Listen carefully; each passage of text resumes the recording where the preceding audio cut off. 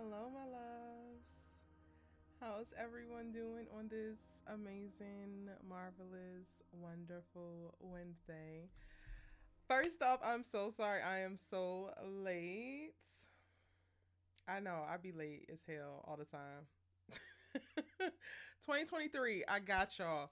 We gonna do so much better because it's given CP time is not gonna work anymore, Erica. Y'all have been lit in this chat. Like I opened it up and I was like, oh my god, they are already starting a discussion. I love that for us. I love our community and I absolutely love y'all. And I'm so glad I'm here to talk with y'all today. So much is going on. Like I mentioned in a community post, I am traveling, so I have a flight out tomorrow morning, and I'm going back to the East Coast. And I'm gonna be gone for like a while. So like I'm traveling to back home to Baltimore for a bit for the holidays, and then to Detroit to see my dad and my sisters for a bit over the holidays. And then in between then, I also am going to Miami, potentially Houston, and then also New York. So like me getting ready for like leaving LA right now is like me having to pack for like 6 different trips.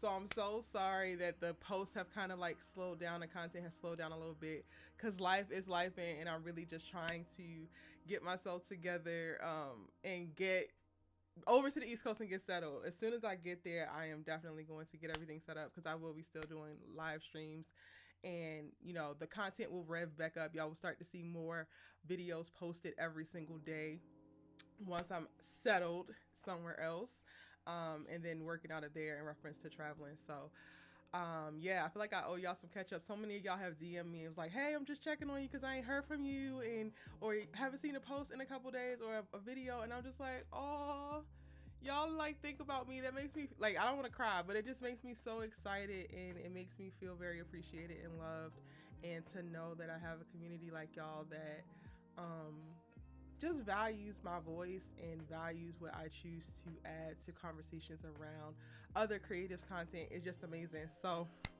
I just want to start off and say that. So I apologize for being super, super late. If you are a Sisters watcher, I don't think we're going to be able to do the Sisters Live because I was supposed to do the Sisters Live right after this. But I want to give this live as much time and space that it needs and not cap it to get off live to go there. So I will probably, well, no, actually, maybe I'll do a Sisters Live tomorrow from like IG because I will be like at airports and again flying. But we're going to give the All American Universe the attention that I ain't going to say it deserve.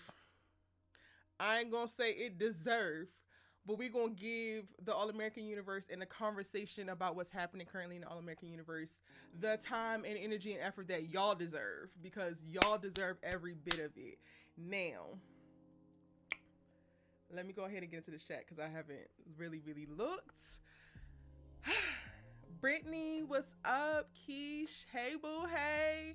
Shout out to Keish. Keish is like, you're just so dope. I want to take a second to tell you how amazing you are, Keish. When you send DMs about like life stuff and like little health hacks and did you know and just like little thing, like she sends me a little something of everything. Like it could be one thing about like finances and prepping for the recession, and then the next thing could be like a really healthy tip. And I'm just like, yo, this is really dope. And I don't know, I'm in a really grateful space right now when it comes to the community that has been cultivated, and I really appreciate y'all love, support, and y'all sharing y'all's lives and y'all's thoughts and perspectives with me. Angela, what's up? John, hey John, you working on the album? You gotta drop the track list. You and Kofi gotta handle that. The way that so much has gone down in just this one episode, I'm like, so...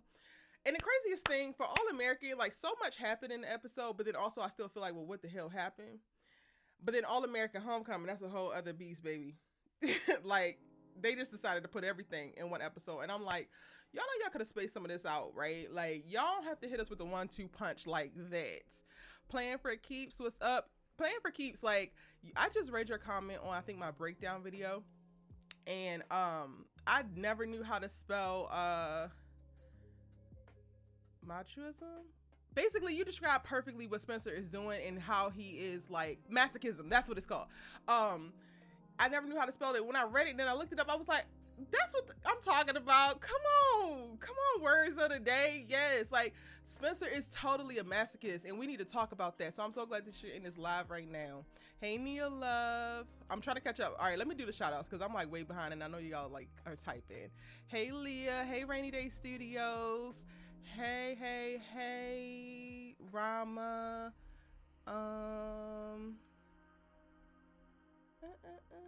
Y'all was having a good old conversation. Jasmine, Christia, Diamonds, what's up? Kofi, hey Kofi. Jada L, Lana, how are you? Kimberly Felder, what's up, boo? Hey Tamara, welcome in all the members. Big Cab, what's up? All the members in the chat. It warms my heart just seeing these little EVs after y'all's name. Shout out to y'all. Bucket with your girl, what's up? Truths, Micah, Erica James, hey boo. Oh, thank y'all. Thank y'all so much, because I definitely do not feel like I look that great. Like, I don't have any lashes on, and I'm just like, listen, we are here. I'm like packing, but I appreciate you. Oh wait, you have a tropical storm happening, Kofi? Tropical storm, Nicole. Wait, because you're in Florida, right, Kofi? So I'm safe though. So I've been looking forward to live. By the way, you look gorgeous, my lord. Thank you. I cannot with y'all. Thank y'all so much. Thank you. Y'all are so sweet. I cannot. Love for Kim. Hey boo. Hey Kathleen. How are you, honey? Mercenary, what's up? Oh, thank you, Vanessa. I miss y'all too, actually. Like, when I don't get to like create content as regularly as I want, or like ideally I want to be going live like 3 or 4 times a week, but when life starts lifing, I'm just like, oh, I would much rather just be sitting and talking with y'all. I swear I would. Okay, so I was going to, but since I'm bumping my sister's live, right, and we don't have a time limit, well, we kind of have a time limit because I still got to go to acting class tonight. It's my last acting class until next year, so I can't miss it, and we got a bomb guest coming. And yes, I am still training. Shout out to any of y'all who are looking to jump into acting. I am going to be opening up. I have the ongoing course right now, which is 4 weeks that you get to work with me and do intros to acting and stuff like that. But I'm also going to be doing pop-up sessions. So if you are completely unfamiliar and you just want to try it out and you want to try one or one-off sessions at a time, look out for the post about that, because I will be doing that. And yes, I still train. Shout out to the dude who plays Clay, because he posted, I think, a couple weeks ago about how he is still in acting classes and he still has a coach. All of the best actors do. Like, all of the best actors continue to train. This is like such a random tangent, y'all. We're gonna get into the content, I promise. But all of the best actors continue to train. And if it's something that you want to do, even if it's just a thought, like you want to try, the first thing I'm going to tell you to do is to start taking acting classes, which is why I wanted to introduce, at least for some of y'all who have hit me up and said that y'all were interested in that, but you didn't know where to start, starting to do it with me, because I can take you 100% through the basics and really expose you to some of the things that you will see as you start to progress within the career of acting and the pursuit of acting. And then, you know, we be into these shows so much. I think for me, it's really hard, specifically as a Black person, and if you come from a Black area or an urban area where you don't actually get to see it. If you grow up in LA, it's a completely different thing, but I grew up in Baltimore and I didn't know that this was a thing. Like, I saw the people on TV. I knew that people wrote television shows and wrote films, but I never put 2 and 2 together. Well, I didn't put 2 and 2 together until very late on in life, that this was an opportunity for me. So one of the things that I always want to do with whatever platform I have is just be an example and show, like, anything that you want to do, y'all can actually do it. So specifically with acting, I am going to have those one-off sessions throughout the holidays. I know some people hit me up like, oh, they couldn't commit to the schedule and all of that. So we will have that so that you can get introduced to it, start to get some more of your questions answered, and have like a little bit more of a one-on-one focus session with that. And then also for screenwriting as well. Screenwriting you can literally do anywhere, and it has been amazing for me, just low-key as therapy. Like, most of the projects that I write come from a place of like things that I have felt, things that I have dealt with, trauma I've experienced and maybe healed through or still healing through, and I absolutely love it. So yes, just know that that is coming. Now, I kind of wanted, going back to my original thought, I was like, I'm gonna get them 20 minutes for All American. We're gonna talk about All American. I'm gonna set a timer and we only gonna do 20 minutes because Homecoming is where we need to focus our attention. I ain't even gonna hold you. Homecoming episode, like at the end, I was just like, I don't know how to feel. I don't know what to think. But I'm gonna say like 30 minutes. So hey Google, can you please set a timer for 30 minutes? Okay, 30 minutes. Thank you, girl. We got 30 minutes to talk about All American because while so much happened and while the episode wasn't bad, by the way, let's start the ratings now. Drop y'all ratings in the chat. What did you think about the All American episode? It wasn't enough for me to be like, all right, we're going to have to really focus and pay, like, and like give a ton of effort to. So I want to give us some time to talk about it, but then we're going to have to move on to the real matter at hand. And while I'm at it, let me pull up this chat.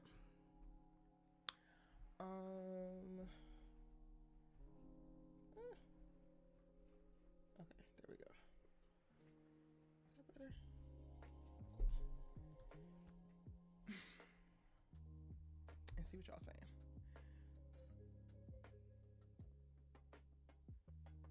Not y'all, I'm becoming a cam stand. All American 20 to 30 minutes is good enough. Okay. Truth gave All American a 9. Micah a 8.5 out of 10. 7 out of 10. 8 out of 10. 7.5. A 6. I don't give about All American. 8.5 from Erica. Angela is giving both episodes a 10. Diamonds is saying 8.8. Kimberly Felder says an 8.5. Kofi says an 8 out of 10. I thought it was really good. Kofi, I don't think that you have ever rated anything less than an 8. That is so hilarious, but I'll take it. Leah says a 7 out of 10. Playing for Keeps says a 6 out of 10. Most of the points go to the wedding. Most of the points go to the... Listen here. Grace in that melanin. And Carter with that Cheshire smile. Like, I love the visual of a black woman being loved beautifully and fully. And I absolutely adore the visual of a black man, like, given that he is like complete and like full and overjoyed with the idea of the ability or the opportunity to be able to love a black woman. It's just something about those two things that it just does it for me every single time, you know? It just does it for me every single time. Tamara Habel says 7 out of 10 for All American. Alicia says 7.5 only because of Miss Grace. Nia Love says 8 out of 10. I really enjoyed it. Lana says 7.5. Kimberly, you giving All American Homecoming a 10. I was like, oh wait, okay. All right, so for everybody who like rated All American an 8 or above, what did you love most about the show, about this episode? Kofi love him some All American. He do. Kofi love him some All American, and we love that for him, honestly. Grace deserved a longer wedding though. Say that because we gotta sit and watch the longing looks and the destruction on Spencer James's face. You could have given me more Grace and Carter if you asked me, but you didn't ask me, so it's fine. Yes, the wedding and Bachelorette was the best. I could have some. Oh, I could have done without the Jayla stuff, but I still really enjoyed it. Am I the only one confused about JJ's storyline? JJ's storyline is what it always is, honestly. It is support. It is comedic relief. He is the person that's to say the things the writers want to be said, but don't necessarily want specific people to say it, because then that would adjust how the story is being rolled out. JJ was drunk the night of that Jordan and Layla kissed outside of Grace's, whatever that was for Grace picking was it an engagement party? I don't remember what it was. They had at Jacob's, but JJ was drunk and saw Jordan and Layla kissing and assumed it was like one person or whatever, and like made up in his mind this ideal girl that he wants to date because he felt like that person was feeling them. And then now that he is like sober and like still looking for this girl, things are starting to come back for him. And then seeing Jordan and Layla in the same position that they were that night brought it back to him of like, oh, that wasn't just a girl in a sexy pantsuit. That was Jordan and Layla kissing on each other. And then aside from that, like he's the person who's always going to try to keep the vortex together and like have a good kiki in a party. So he came up with the game that they played back at the beach house, which was also giving Snooze Fest. Like, you could have kept me at the little kickback at the Bakers because they decided to bring Crenshaw to Beverly Hills with the good food. Like, I ain't had to come all the way out to this beach house for this, but okay. So I hope that explains. Like, JJ doesn't have really much going on aside from like that, and then the pending drama that's coming for him and Asher because he's not taking his football career seriously at Coastal California. Does that explain it for you? Jordan needs to stop breathing. I'm tired.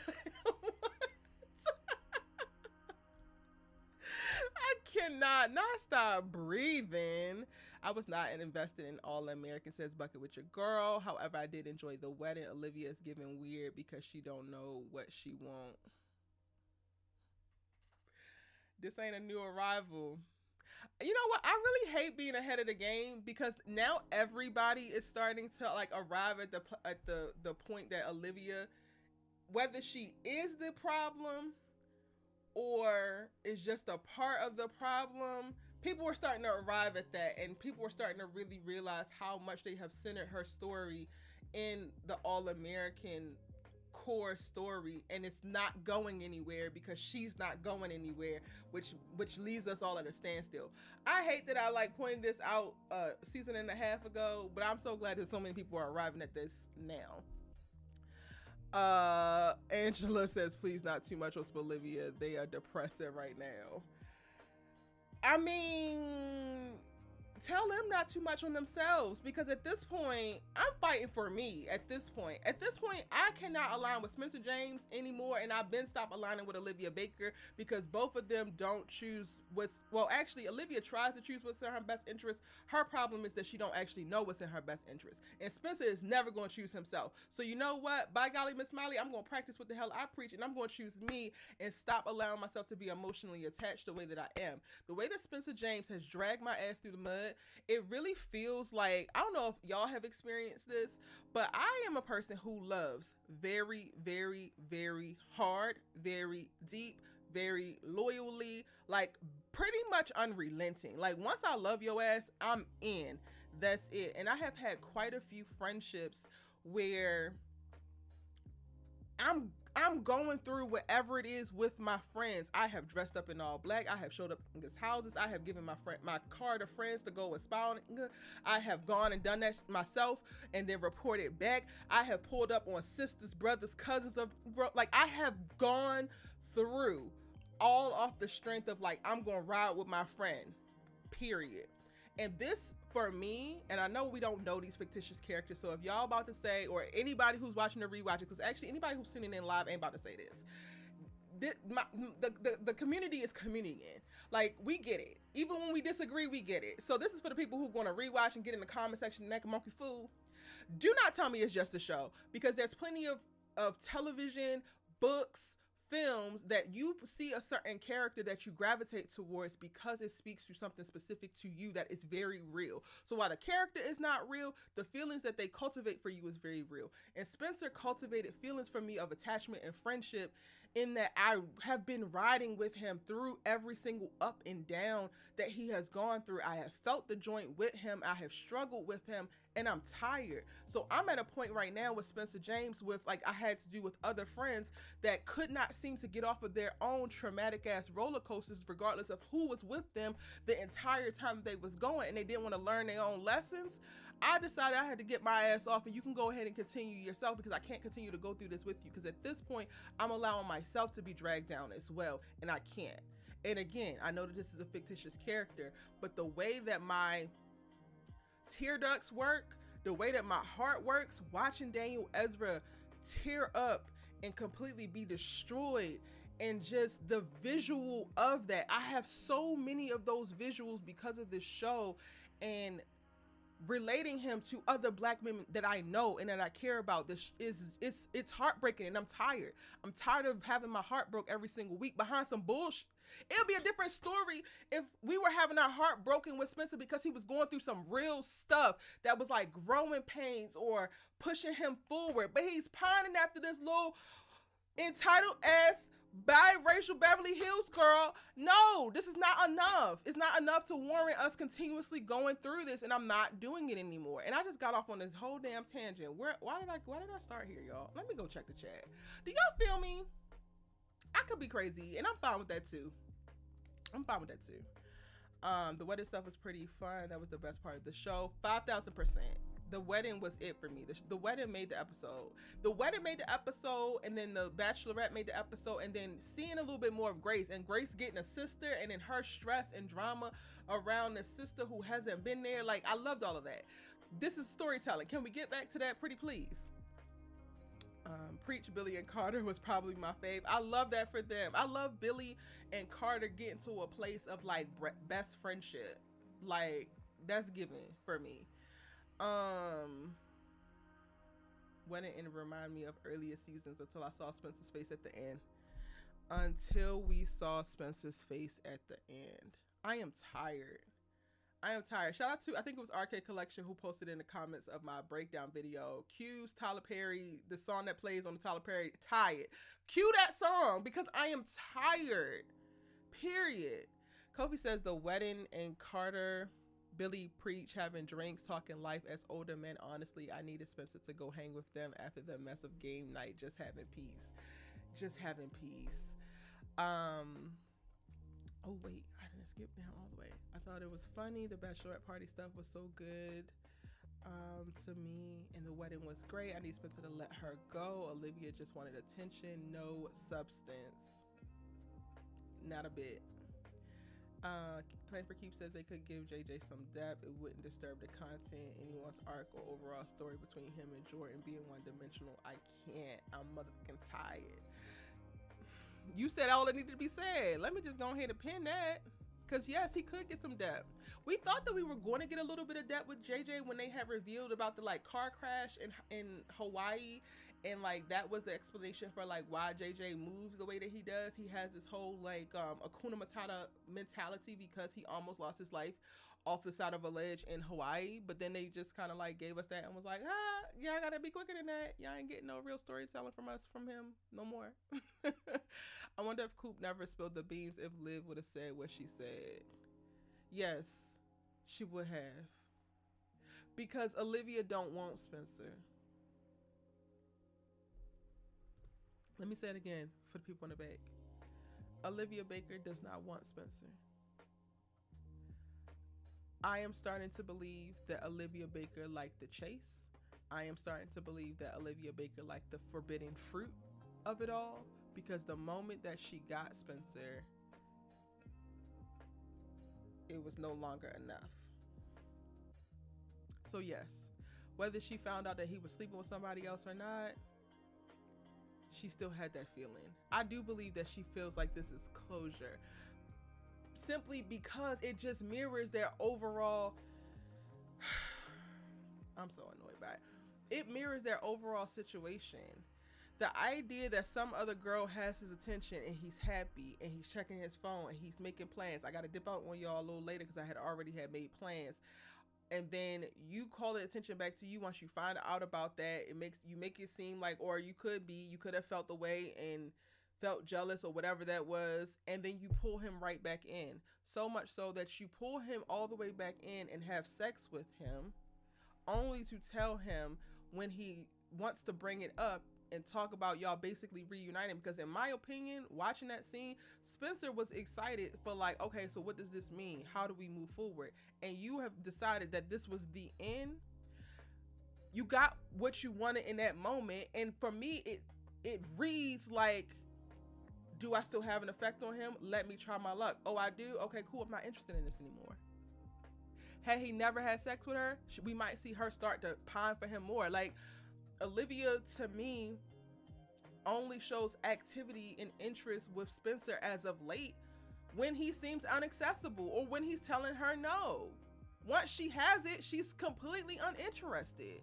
So yes, I do think that she would have said the same thing whether Coop said it or whoever the hell said it. And I hate that. Like, I hate it. It's so annoying. Spencer's face was giving Vegas when Liv walked out. When I tell y'all, and I did edit it, I gotta post it, so members, be on the lookout. I recorded myself watching this watching this episode, and when I tell you how I was like instantly enraged, like instantly enraged, I am so done. I'm done. It was literally like, it took us right back to Vegas. And y'all know I do not ever want to watch Vegas again in my life. Period. No. Vegas episode on, I will not watch of that season because I can't. It's too much. It's emotionally taxing and I'm over it. It was Grace with a giant jug of water for me. Grace was hilarious. I love that she got to like just let her hair down and like be loved on and taken care of. I love how they like, I wish we would have gotten to see more of it, but I love how they position Denise and Grace in reference to their friendship. So I love that for them. Again, I wish we would have gotten to see them be more friendly, but I love that. And then I also love the whole, you know, Denise getting the flowers and Preach getting a little garter. And not them foreshadowing. I saw that and I was like, okay, so maybe Preaching and Denise could do something. They kind of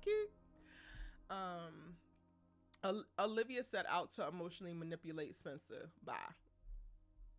Well, they acting like Olivia is the lead, not Spencer. Spencer, oh my baby boy, I can't take it. The tears got me good. I felt my heart break. And aren't you tired? Because I'm tired. Why is he still worried about what Olivia thinks when he broke up with her? Exactly. Yo, when she said, you could check your phone.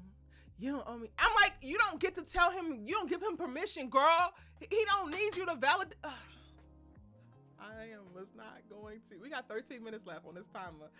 I am not going to spend I'm not going on an Olivia rant today. I'm not doing it. I am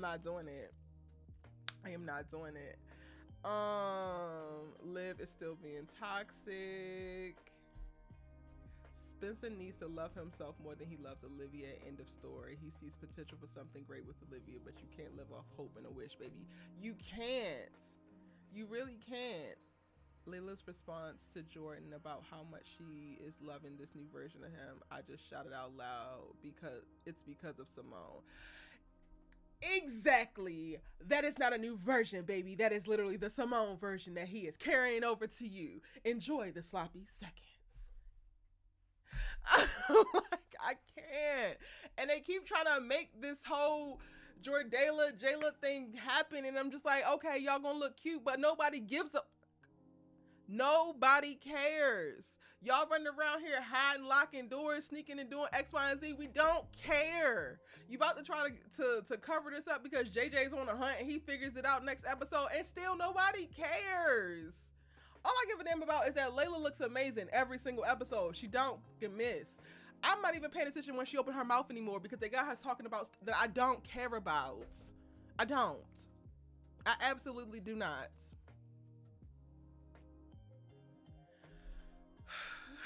Leah says, breathe, girl, no live rant, because I was mad too. I'm trying to keep it cute. I'm really trying to keep it cute. Plan for Keeps response to Eric and said, that's the problem. They tie Spencer and even Jordan's identity to women in relationships. Who are these people? We knew very well who Spencer was in season 1 and 2, and he had a girl in season 1. Who are these people? I think that's brilliant. Like what you said.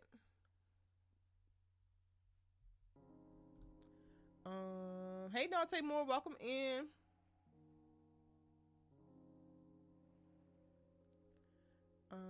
She likes the control. That's it. She wanted to be the one to do the breaking up. Kofi says, I'm for black men showing emotion because it's rare sight, but damn, this is too much. I need to pull aside and take him out for drinks to talk about life and help my boy Spencer out. I got you, bro. I'm for y'all expressing yourselves too. So like, don't get it twisted, y'all. I'm not saying I don't want to see Daniel Ezra cry or Spencer James cry because I don't want to see a black man cry. I'm tired of seeing him cry over something that's not worth it. I'm tired of seeing him put all his value, all of his love, all of his joy, all of his hopes and dreams, his precious, in this girl. It's not worth it. She's not worth it. I said what I said. Olivia's getting on my damn nerves. Like, girl, you either love the man or you don't. Either be with him or not. And it would be a different story, right? Like, it would be a different story if Spencer was raggedy and playing games and not clear on how he felt or what he wanted to do. Like, then there would be a little bit more leeway for her to be like shucking and jiving and like kind of one foot in, one foot out and like playing the game. But you have a man who don't play games about you. What are you doing? What exactly are you doing? Like, I don't get it. I don't get it at all. And I'm tired of trying to get it. Like, I'm tired of trying to figure it out. I don't care anymore. I don't give a damn what Olivia's doing. I think in my reactions video, and I keep laughing about this because I think I'm kind of funny, y'all. But y'all, when I saw the moment of like Olivia getting her feelings and like starting to look jealous or feel away, I was like, oh, but where's your laptop? Can that hold you? Go ahead, open it up and just wrap it around your waist, girl. That article got you. That laptop got you. You fine. Ting. Go hug that damn laptop and get out my face, Olivia, because I can't. I really can't. Okay, so it's a general consensus that we all love the wedding. We all love Grace and Carter. Even Carter, like Carter coming this full circle of like, he is so fine to me now, y'all. And it's probably because he got his sense right and he stopped, you know, fighting the dumb fight that he was fighting with all his trauma from the past. And he allowed himself to enter a community that was going to welcome him with open arms and love on him right so that he could probably love on somebody right. And I'm just like, I'm here for it. I hate that Carter and Grace are moving because I'm like, are we going to get to see them? I really do want to see more. Like, the whole Spolivia-ness of it all and centering that in the show has made me like, what else is it that y'all want to talk about? Y'all gonna have to give me parents. Y'all could give Spencer a dog and like give me 20 minutes telling me what the damn dog is doing, because I don't want to see the Spolivia-ness of it all anymore. I really don't. And I damn sure don't want to see the Jayla-ness of it all.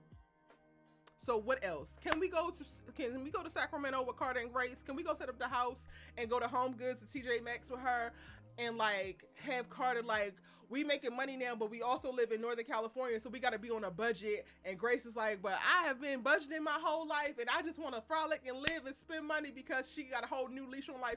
Give me that. Give me something else, because what you giving me right now, I don't want. Return to sender, please and thank you.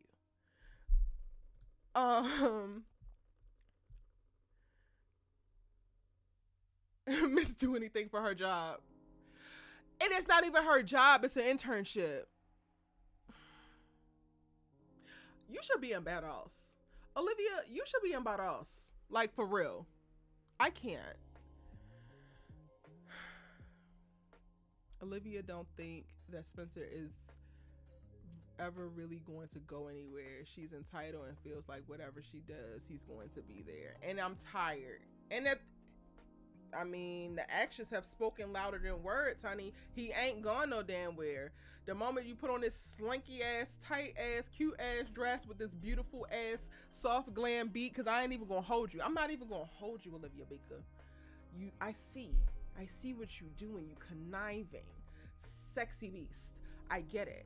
You almost got me off your ass because that dress was perfect for you. The skin tone underneath was amazing. You were moisturized and highlighted.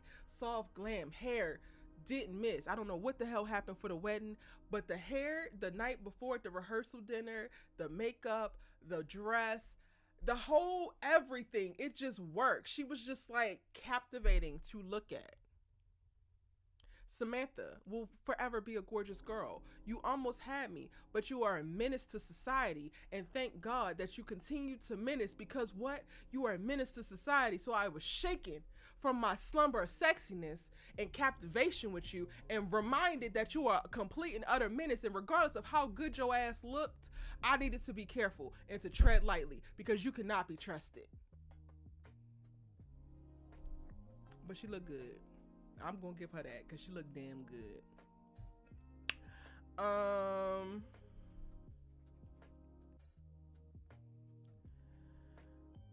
I'm starting to think that she just said it was closure just to get back at him for breaking up with her. I really don't believe that she wants Spencer. I really don't. She doesn't behave like a person who wants this man. Liv needs therapy. Yes, Keish. She does. Jayla has no storyline. And y'all want me to go up. Y'all want me to go up for Jayla / Jordayla. Y'all want me to be excited and to buy into it for what? All they're going to do is bump uglies. That is not storytelling. That's porn. I have yet to see anything different from Jordan Baker because everything that he's given to Layla, he already gave to Simone. And I have yet to see anything different from Layla by being with him because he don't push her to do much of nothing. Except for be pretty and kind of believe in herself. It's no storyline whatsoever with Jayla. I don't care. They can kiss on Instagram for all I care.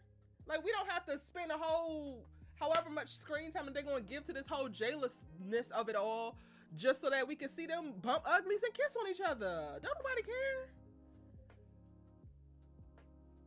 I'm just saying, y'all. I really, like, do not care about 90% of what we're being shown. Olivia reeled him in and throw him back to the streets. Girl, bye. Literally. Now you love when I go off on a tangent. I'll be wildin'. She wanted the ball back in her court just so that she could sit it down. Because now we about to go through a whole nother 4 weeks where he's like, why did she want to close the door? Spencer, nobody gives a fuck. Like, I really wish I was in the show just to be like, nobody gives. Like, when I tell you, people was on Coop's ass, right? People was on Coop's ass when she decided to get Olivia together and call the thing a thing. When I tell you, let Erica into the damn All-American group chat, because I am on Olivia's ass and never saying one word to her. I am in Spencer's ear and I am dragging her for filth at every chance I get until we break the goddamn trance that he is under. Because I'm tired. It's almost like, Kofi says, it's almost like she was plotting to see how much power she still got over Spencer. Damn, women, is this what y'all do? I genuinely am asking not to be disrespectful. Sometimes. I ain't gonna lie. Sometimes. Women, ladies in the chat, is there a guy in the past or present that you have hit up just to check? Just to check? Just to, like, do you go through once a year and tune up your just in case list? Because it's giving that. I'm going to go ahead and leave it there. Y'all go ahead and get back to Kofi in the chat.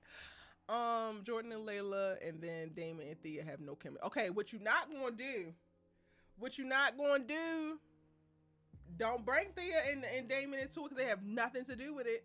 They actually have a storyline, and their storyline is not, oh my God, we have been bumping ugly since we were in middle school, so we are so well equipped with kissing it and doing all of the things. We are literally watching, shout out to Camille, because I think that she is beautifully portraying Thea, the girl who has never been kissed, never been in a relationship, has only focused on ambition and tennis her entire lives, and has been slightly neglected from her family, entering a space where she actually falls in love for the first time. And we're getting to see it play out in real time. What you're not going to do is compare that to the goofy ass Beverly Hills light skins that just want to rub up on each other because they fine. That's all I'm saying.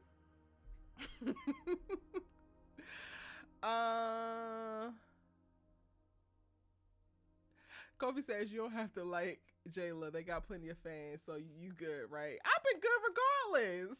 I'm gonna stand 10 toes down on how I feel and what I think, even if I'm by myself. Y'all could go ahead and enjoy it, but they might as well just go ahead and make a little softcore corn. I hope I don't get demonetized or deplatformed because I did say the P word before. Go ahead and make corn, because that's all they giving. Softcore. They're making Spencer look weak. And not in a good way. Because weakness, I think, can be a very powerful thing. They're not doing it in a good way. Release Spencer from Olivia in Jesus' name. Release him. Release him. What do we have to do? What do we have to do? Do we have to pass the collection plate around? How much is it? How much is his bail? We need him out now. I want my client out. It was Jordan jumping from the stairs for me. I think Jordan and Layla are gonna break up because of Clay and then get back together near the end of the season because the show don't do happiness. I feel like the show do happiness for everybody except for Spencer. But I see what you're saying. Thea's gonna get hurt. We gonna talk about it. It's 12 seconds left on this timer. We gonna talk about Homecoming, and I want to give it the proper time that it deserves. We done with All American? We done? We done? Google Home says we done. All right, y'all. Last thoughts. Micah says, E, love you and your commentary. Thank you. Thank you so much. And I love Thea, and I hope that she doesn't get hurt, but let's not act like Thea is going to last. It's going to go down with Jamon and Spayla. We going to talk about it. Erica, I have a question. Will All American Homecoming going to address the situation that kicked off Cam team due to breaking the curfew? I hope so. I don't think so, but ask me that question again once we really get into Homecoming. Is that it? No more questions about All American? We done? Aaliyah says All American has all of us fed up. All of us are fed up. Okay, perfect. Now it's being on schedule. We on time. We on time. I'm excited. Let's talk about Homecoming, y'all.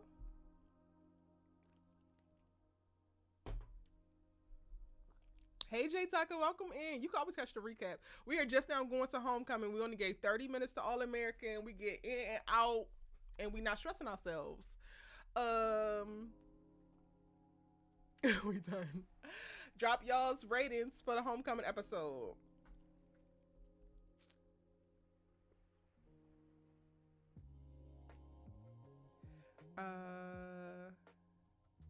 Rainy Day Studio says, I feel like AAHC was kind of preachy. Like, I wish that they did more showing than telling.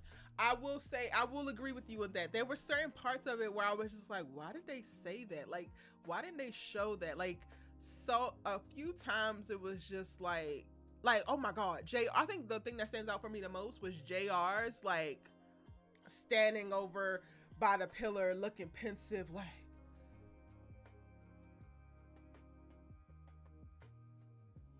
and then going into his whole spiel about it's my fault that I got sick and I destroyed the family. And I'm just like, sir, what the fuck?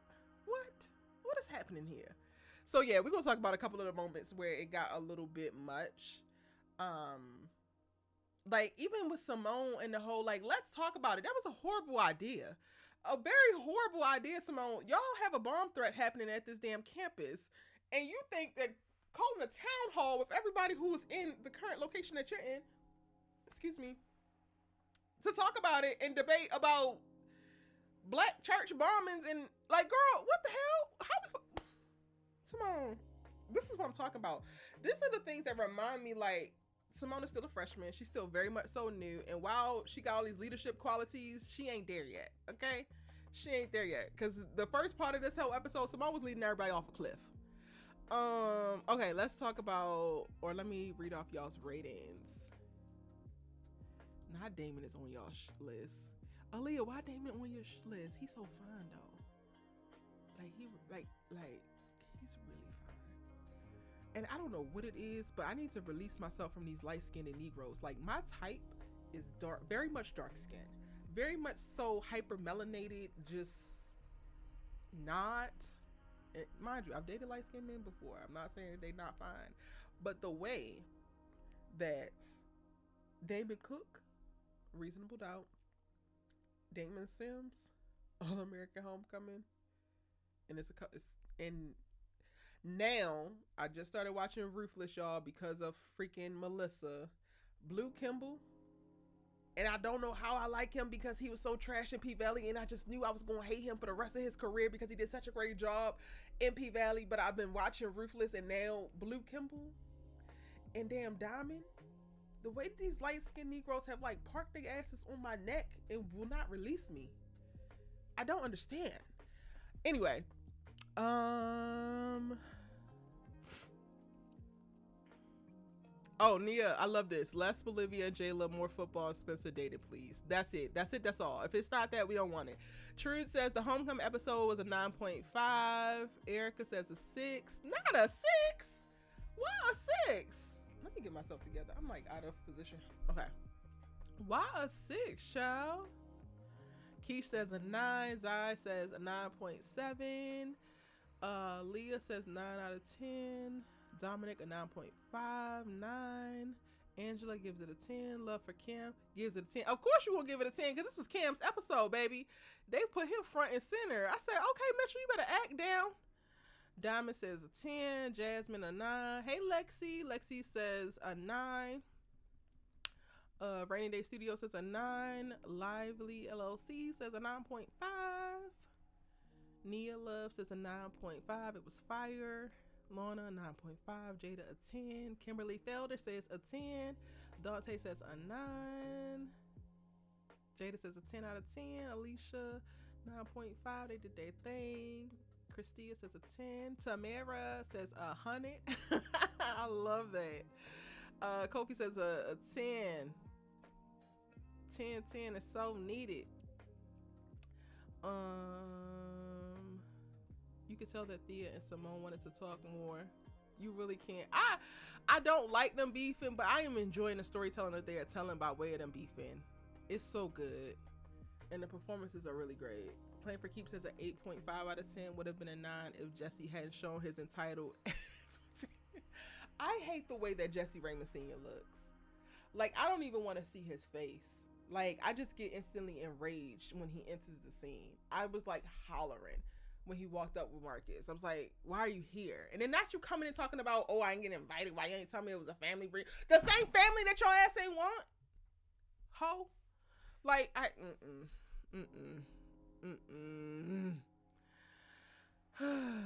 You gonna need them to expand on this episode, Dante? How? I didn't know that this was a thing. Like, y'all, I went to 2 HBCUs and we didn't experience this. Like, I went through Katrina and some other stuff, like some other life stuff, but I didn't experience a bomb threat at school. And I don't even know, like, how I would have react. Like, but we also in a much different landscape where Black people are more unapologetically Black, which has really incited the racism and so many others. So I get it. I can see how it's happening more so now. Because when I was in school and like before, even before me, I feel like HBCUs have been a thing, but they were a thing amongst Black people. And now more people are starting to learn about them, other people. I'm turning into a light-skinned chaser. I ain't chasing them now. I'm just looking and I'm just like, okay. All right. Damon is so over Thea. That is a lie, but okay. Simone is still Beverly Hills. Simone is still very much so Beverly Hills. And I be like, yo, your melanin be like, and it's not a like color thing. This is for dramatic flair, y'all, be clear. Her melanin be fooling me because Simone looked like an around the way girl, but then she started doing Beverly Hills things and I'm just like, oh, I forgot. Thanks for reminding me. Now Lando was my favorite part. Take that how you will. Listen, we're gonna take it exactly how you put it down. When he told Simone this wasn't the end of their story, I didn't think too much of it at first until the end. At this point, I need to transfer to Brinkston. They all fine. They are! They really are. Like, I mean, there was some fine, I'm not even going to try to play my school because there was definitely some fine brothers on campus. And I also played basketball. So, like, I hung out with a lot of the men's basketball team. And we all was in the same, like, after freshman year. We got put in the same dorm. Like, the men were on one floor and the women on the other floor. Listen, I got stories. Anyway, Damon, why tell Thea you love her after you told Simone that this isn't the end of y'all's story? We about to get into it. We really about to get into it, y'all. I think we about to be arguing, but it's just know. Let me go ahead and preface this right now. Y'all listening? Can y'all hear me? Can y'all hear me good? I promise that I love you. I promise that I am very appreciative, super grateful that you are here, a part of this community, and you show up every day, watch my videos, comment, engage with me, and we have great conversations. And, because I ain't gonna say but, we about to fight, and I'm okay with that. I'm 100% okay with that.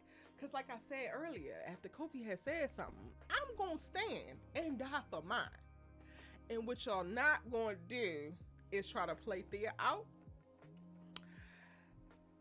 We ain't assassinating Damon's character just yet, because we don't know where this is going. And I'm willing to debate with y'all about it. So let's get into it. Y'all want to start the text message? Like, where do we want to start? Do we want to start at the top of the episode, or do we want to go character by character, action by action? Y'all tell me. You let me know, because you know I'm ready. Shanoa, welcome in, boo. She said not the preface. I had to do the preface. Like, I had to. Where we starting? We starting by character? We starting, or we gonna go through the whole episode in order? However y'all want it. Y'all know I'm ready. I'm ready. So however y'all want it, we could do it. He playing in Thea face.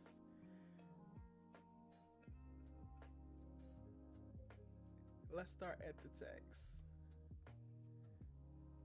Let's go character by character. Kofi says let's go character by character. Not Nia Love says start at the end.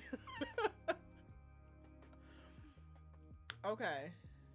Character. Key says character. Kofi says character. Some of y'all saying text. Alright. Okay. Aaliyah, you saying the beginning. Love for Cam saying character.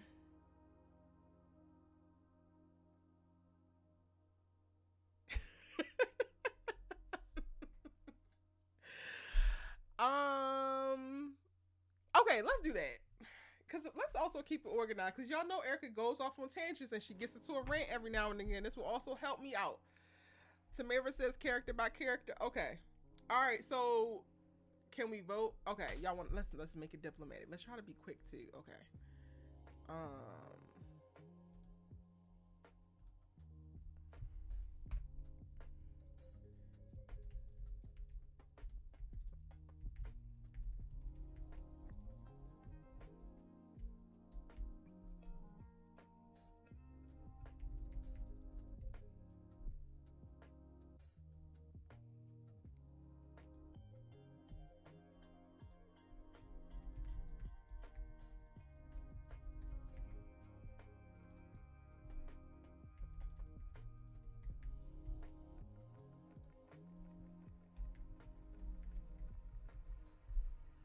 All right, go ahead and vote on the poll. Let's make it really, really quick.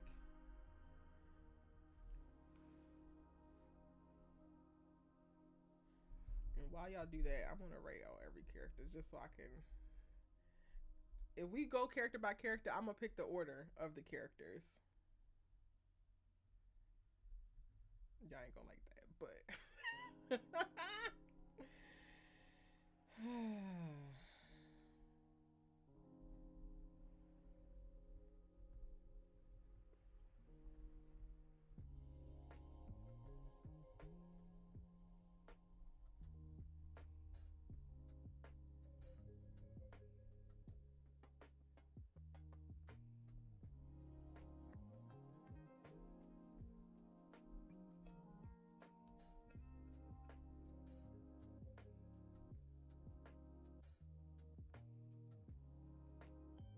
All right, it's looking like character is winning.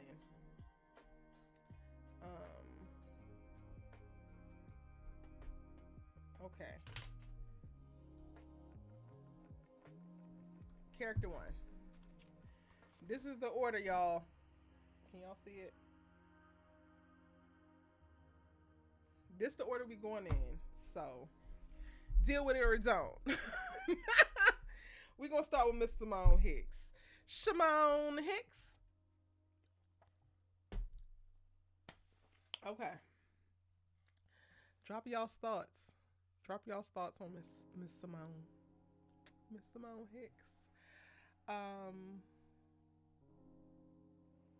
I'm enjoying her. Like, this episode, I felt less like, girl, what is it that you're doing and you trying to be somebody that you're not. I really, really, really, really, really love that they're keeping Shay as a very important part of her story, and they're showing the bits and pieces of her still being able to provide parental essence after giving him up for adoption.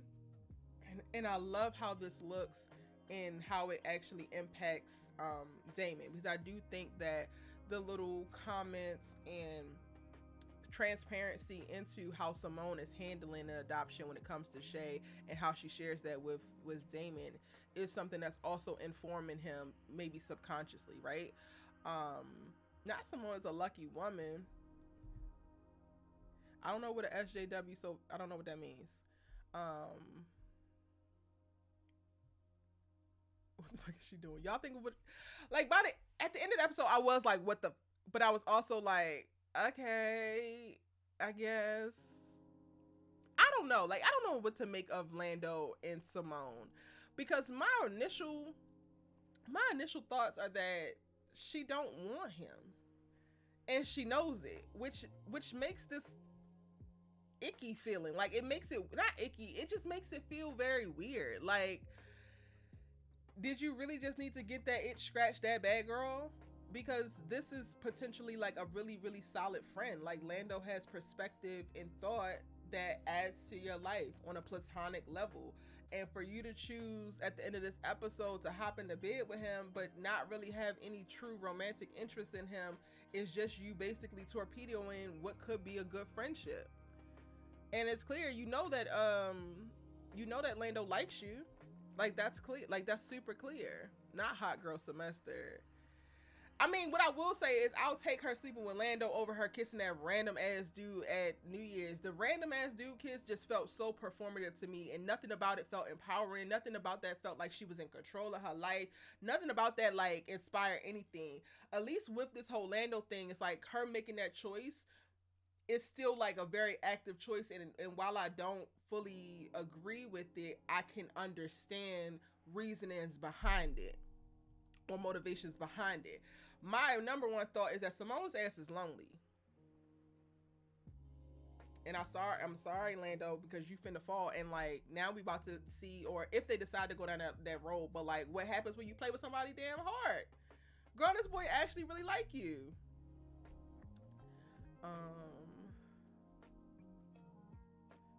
Chanel, we know that you supported every single decision that Simone made, because you always going to do it the same way that Kofi is always going to support Asher, Spencer, and now he's starting to have to draw a line for Olivia because he actually see the what's happening. But like, girl, we already know that. Simone showed us why Jordan was so whipped. Listen. Now I would hit it too if I was her. Y'all are a mess. Y'all are a mess. Simone is just living a single college life. She good. She not though. Like, she has a lot going on. And you also do this after y'all just experienced a bomb threat on Shay's first day of school that you had all this planning for that you didn't actually get to experience because the phones went down. And then you have this interaction with Dane. Like, in theory, y'all, that makes sense of like, oh, she's just in college, but these kids be having hella going on. It's like, this is 100% not the moment to add some more stuff on top. Like, it's 100% not the moment. I mean, Lando is fine. Not, you know what? I gotta keep it cute because I be having thoughts.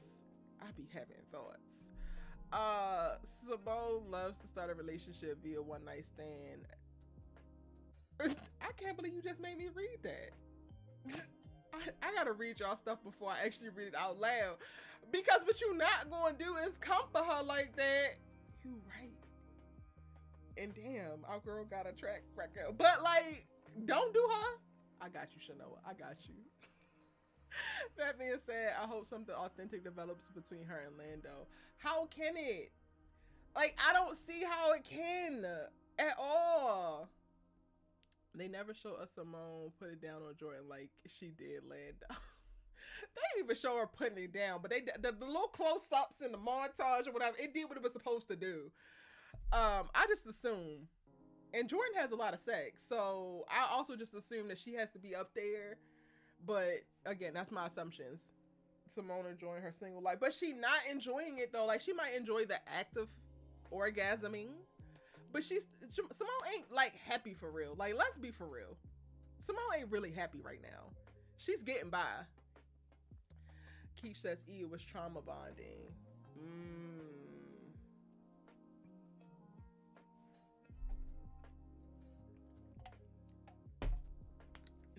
This is a moment where that actually can apply, because y'all know we be throwing that around a little willy-nilly, but this is actually like, yeah. She knows there's no compare me to Kofi. I can't with y'all. They connected well in this episode, so I would have done the same. Okay, so my thoughts on that, Aaliyah, like, I feel you, right? But I was thinking about this because I haven't recorded my breakdown video for it, and I really want to do an in-depth breakdown and give this episode what it deserves, right? I think I struggle with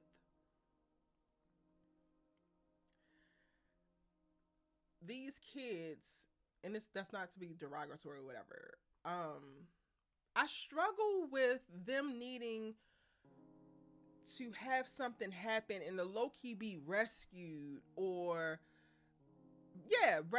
saved to start liking somebody. Like we don't actually see them in the world that All American has built. We don't actually get to see a side. Is this thing on?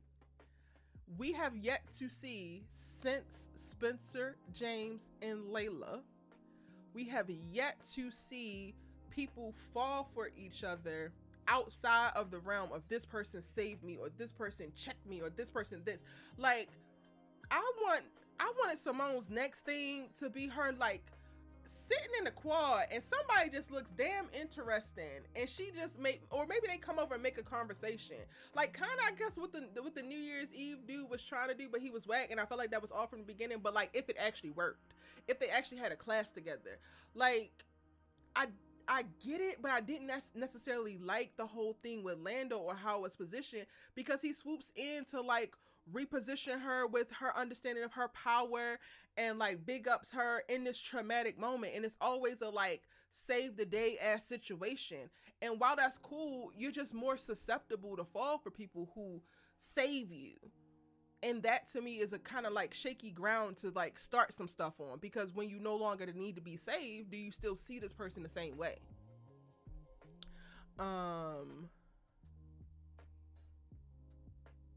If that man look at you that way, he not jumping his bones. Lando, no.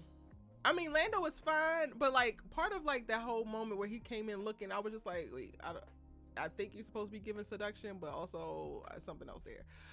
I think Simone just wanted to blow off some steam because of the bomb threat and from realizing that Thea actually loves Damon. So, did you hear yourself when you typed that?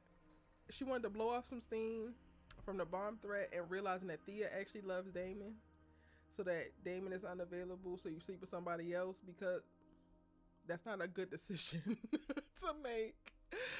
I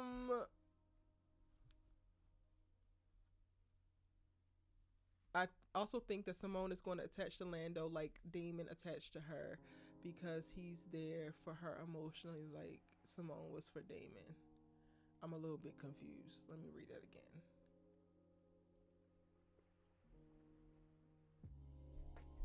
I think Simone is going to attach to Lando like Damon attached to her. Oh, okay.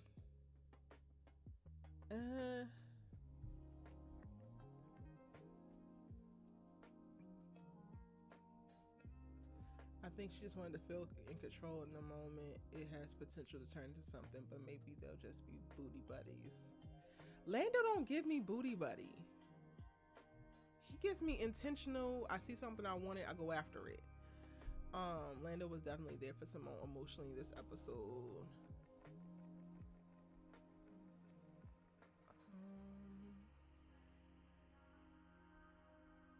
Not y'all coming for Simone in this chats. I'm not repeating that. Everybody trying to play stepdad to baby Shay. I was looking like when she said I got a son, I was like, and when it didn't phase him and he seemed more intrigued, I was like, not all y'all trying to be stepdaddy.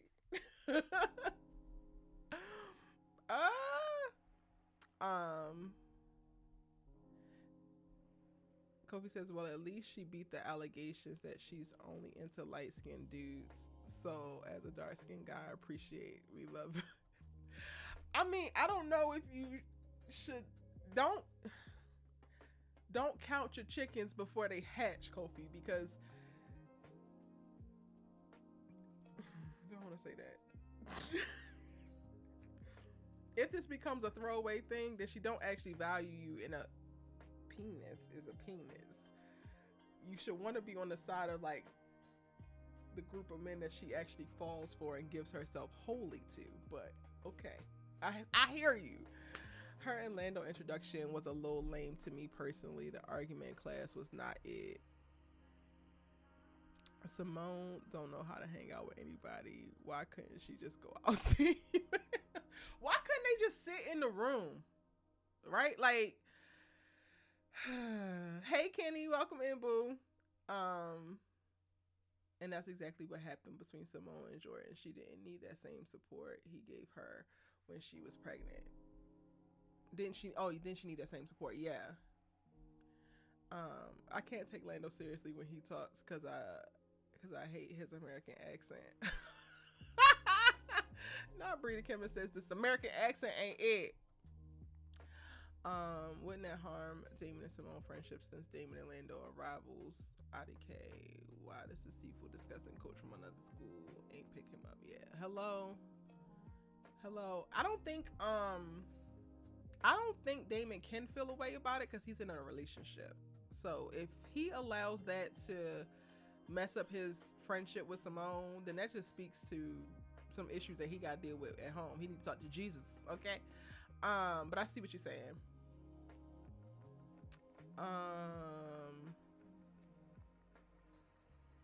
No, I know you being silly, Kofi. But listen, she do got a track record. And that's another thing, like, I would have, if they was going to do the whole Lando thing, I would want it to be real. And it just don't feel real to me. It could give all the vibes it want to give. It could give all of the sexual best sex scene ever. It just don't feel real.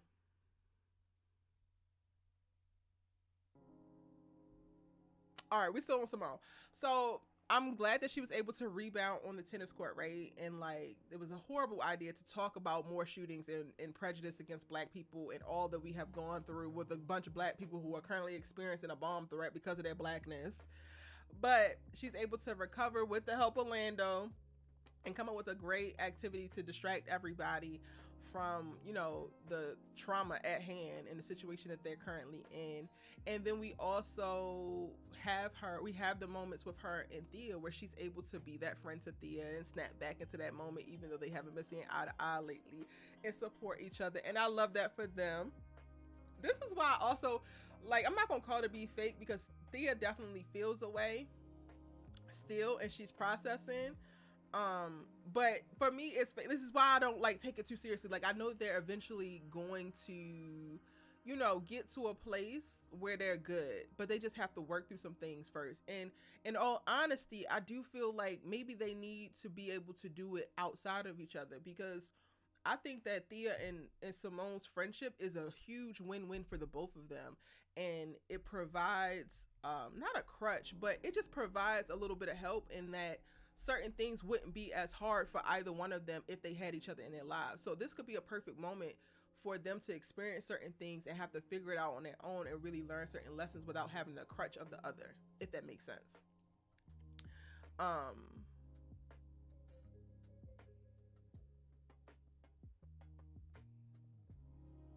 He gonna spin it in a way of saying how you my best friend and sleeping with someone he disliked, but he don't dislike him anymore. Remember, he had the whole come to Jesus meeting by the end, and he's like, Lando reminded me of something that was very, very important.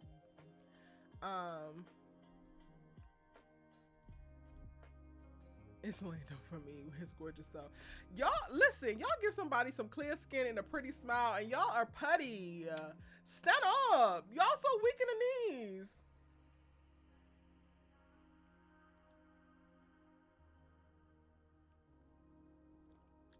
Agnes. Agnes, I didn't see your first. It's not realistic that anyone takes things slow, especially as a college freshman. I'm confusion because it seems like y'all forgot how impulsive teens are that aren't meant to make mature decisions.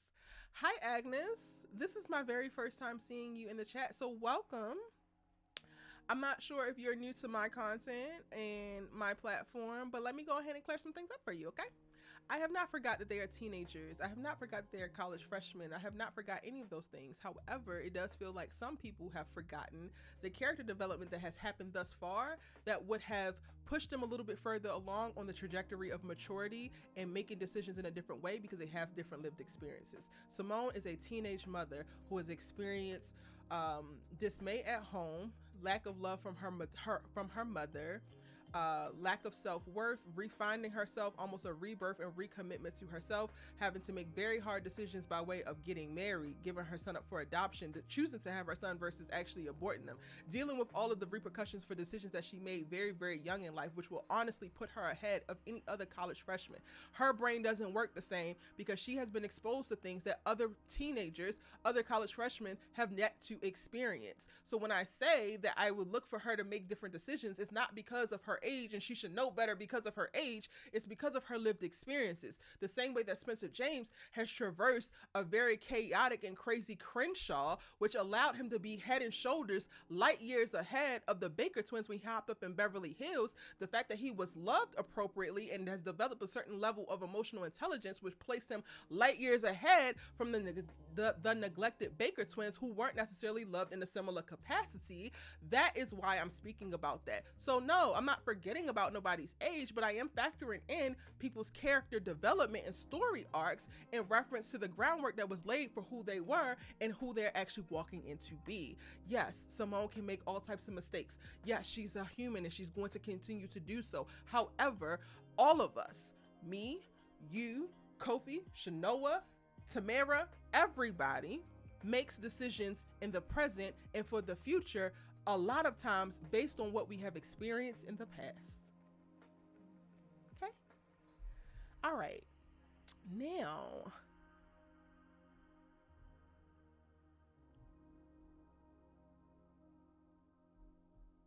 back to what we were saying. I swear y'all be down bad for everyone. And that's for the love of Cam saying that. They be down bad. Down bad. Any other thoughts on Simone? I'm gonna go ahead and cause y'all don't be consistent. Like, y'all don't be consistent with these ship names. 1 minute we taking one letter from the woman and or the name from the woman and 1 letter from the man, and then the next we be switching it up. So like technically they should be Ormone or wait, what is it? What did I think of? What am I thinking about? No, oh, that's not gonna work actually. Somebody said Sando, and I don't like that.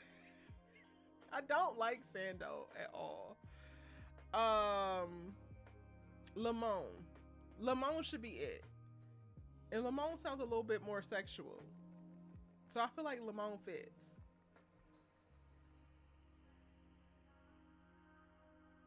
It's the fact that y'all trying to come up with a couple. They do it for everybody. They do it for everybody.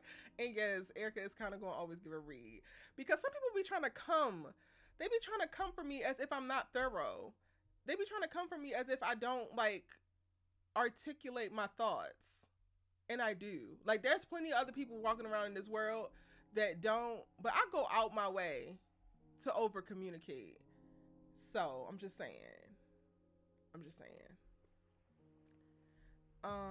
But it's no shade, and it's no hate or animosity or anything. Hey Samaj, welcome in.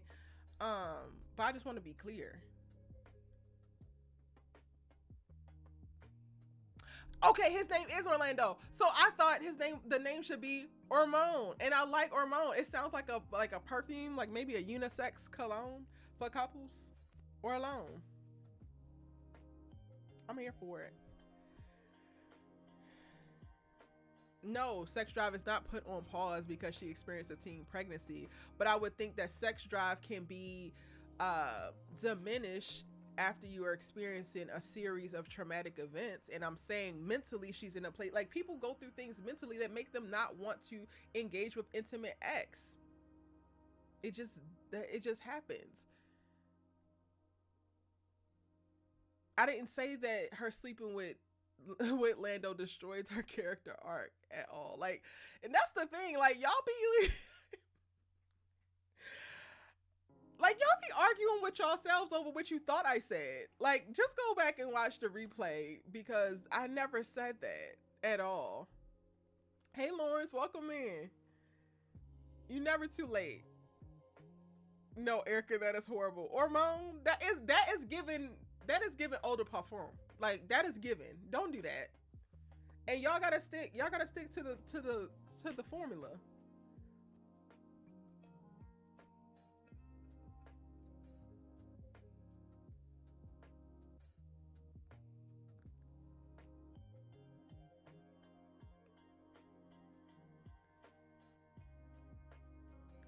I thought his name was Landon. You thought his name was Landon? Really? We ain't there yet, Ryo. We are going in order. We are on Simone Hicks right now. We are on Simone Hicks. All right, y'all. Give y'all final thoughts on Simone Hicks. I'm not saying that it was terrible that she slept with Lando. I think that he could have been a good friend, and I don't necessarily feel like she's completely into him. I think that she's running from a few things and she's trying to distract herself, which is to me a recipe for disaster for somebody like him. Like, if you're going to have a one night stand with somebody and throw away somebody, it should also be somebody that you're not interested in actually having communication with moving forward. Lando and Simone give like they're about to become friends. That's all I'm saying. We about to move on. Oh, where's my? We about to move on to Thea, y'all. Thea's next. Let's speak now and forever hold your peace about Miss Simone. Hormone.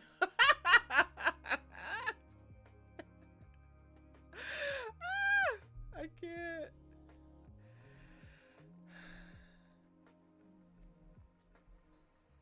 No, I don't think Rainy Day. I agree. I don't think that they're necessarily going to get together, but I think that that's what people were hoping for. So, like, if you have been shipping Lando and Simone, then them sleeping together in the way that they did is what you should be rooting against, because it's not actually setting them up to do anything serious. Like, it's actually setting them up for complications. And yes, Simone was able to get a whole loving relationship off with Jordan. With the similar setup. However, lightning don't strike twice in the same spot. So I'm just saying.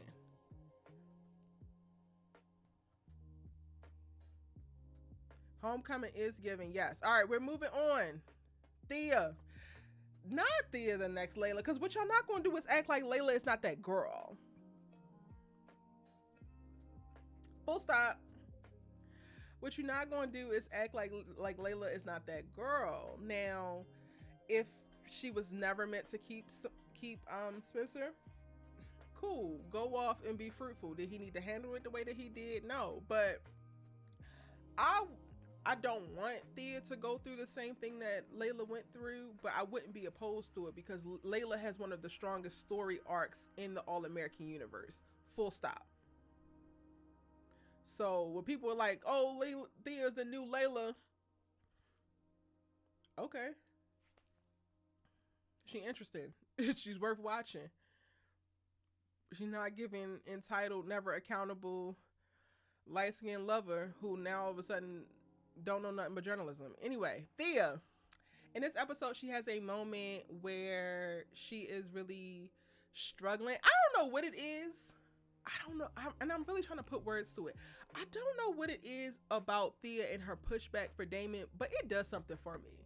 Like, I be watching it like, girl, chill out. But then I also be watching it like, okay, because it consistently becomes a setup for Damon to be like, okay, wait, like, let's readjust. Like, let's actually deconstruct this. I'm not actually saying this. And okay, I think this is what I like about it. she is learning. She is constantly learning within their relationship. And I love that for her. And I love the process of us actually getting to see that. And I love who Damon is with her. Like, everything about it is dope to me. Like, really dope. Like, really, really, really dope. So when people were like, oh, they have no chemistry, I think personally, I do think that they have chemistry. So this is not me saying that I agree. But also, like, let's be for real. You are not going to just have amazing ass notebook ass chemistry with every single person that you date as soon as you meet them. Some things grow, like love grows in a lot of places and with a lot of relationships. And when you have a solid foundation and you're able to meet people where they're at, and they happen to be like, it's a very special thing to meet somebody who's at a place where everything that's positive and great about you can help them become better, and the same thing for them. So y'all are at a place where there's still so much room for you to grow, but then you also are at a solid enough place to be able to meet each other where y'all are. Like, there's something that's so beautiful about that. Like, I think that we have so many examples right now, specifically in the All-American universe, where there's couples that are like put together, but they're not on each other's level, which is why we're seeing so much stress and strife. Like, they're not meeting each other where they're at. And I think that Thea and Damon and Keisha and Cam are really great examples of, like, perfectly paired to meet each other where they're at and to grow from there on what they mutually need as people. And I love it. In this episode, the big thing for Thea is that she comes to realize that she actually does love Damon. And again, I absolutely love that journey of her going to a place of, like, wanting to leave and go find Damon because she just loves him so much, and she's so worried and she's so scared, and like her realizing and coming to this reflection on her own of, like, damn, I really do love this boy. And this, you could tell this is something that she is doing for the first time. I'm like thoroughly enjoying it, because I feel like media today will tell all of these young people that things happen in a way that they just don't happen. Like, Spencer and Olivia don't happen for most people. It just don't.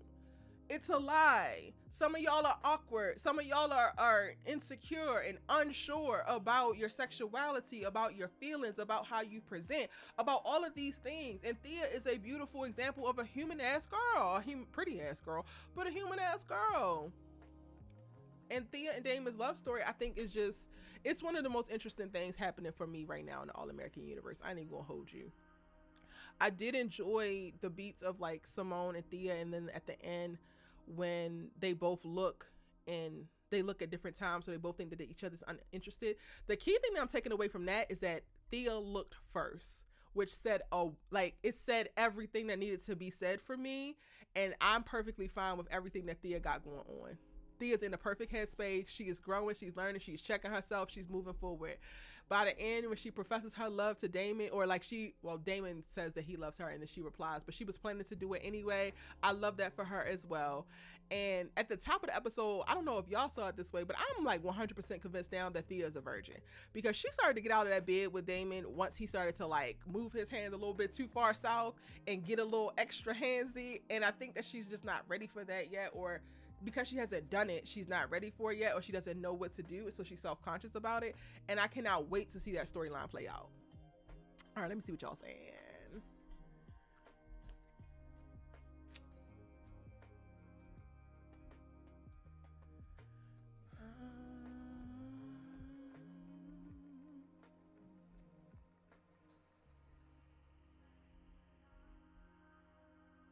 Not too much to say about Thea. Don't even think that she has a story.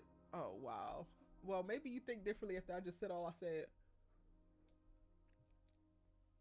What's on Thea's arm? I'm concerned. I don't know.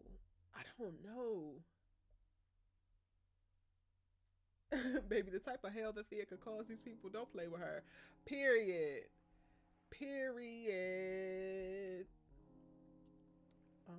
That's why I love her. I wonder if Thea is taking steroids. I didn't think about that, because I was trying to figure out, like, what is that on her arm as well? But typically when you give yourself steroids, you would do it, like, in your meaty area, your thigh, or your butt. Not that I took them, y'all. I'm just saying.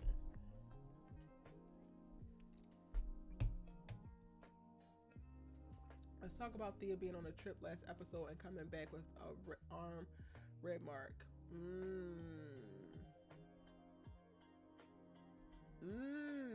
That could be something. That could be tied to something. 1 second, y'all.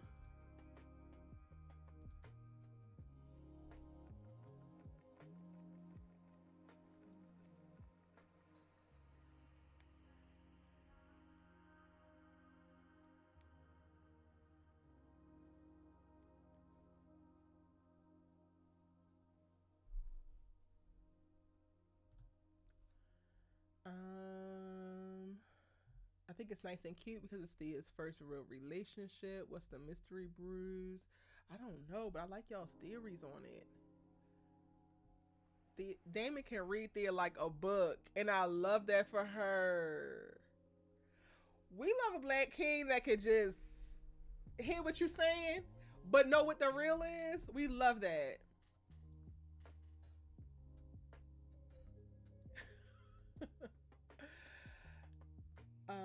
Kofi says, Erica, is a conversation of sex going to come up between Thea and Damon now that they said I love you? Because I'm concerned, particularly because I think Damon has unresolved feelings for Simone. I think those are two different questions, Thea. Not Thea. Kofi. Yes, I do think that the sex conversation is coming up, and I think we got hints of that towards the beginning of this episode with her pulling away from him in the way that she did. But I don't think that sex with Thea is going to be tied. That conversation is going to be tied to his feelings for Simone. I think that he genuinely wants to sleep with his girlfriend, and I think that she's going to have to admit that she's a virgin. And then they're going to have to deal with that. Now, I'm going to talk about his unresolved feelings for Simone once we get to Damon. So bring that question back up. Thea is a dramatic girlfriend and Damon is a calm boyfriend. They just go well together. They just go so well together. Listen. They just go so well together. Not they were less aggravated. You know what? I don't know what it is, but we're going to have to start watching episodes together because I don't know what it is, but I need you to get on the same accord, honey. Same accord. Thea really just feels like they're put together to like set up Simone. As much as I go about Simone. So I can understand that because they have so many beats where they just make a point of Damon noticing Simone or sending a message to Simone and cool. But I still feel like all of his moments with Thea are very genuine, very spot on. So like, I don't know if I buy into her just being a setup for him. He definitely looked like he was trying to get something from Thea.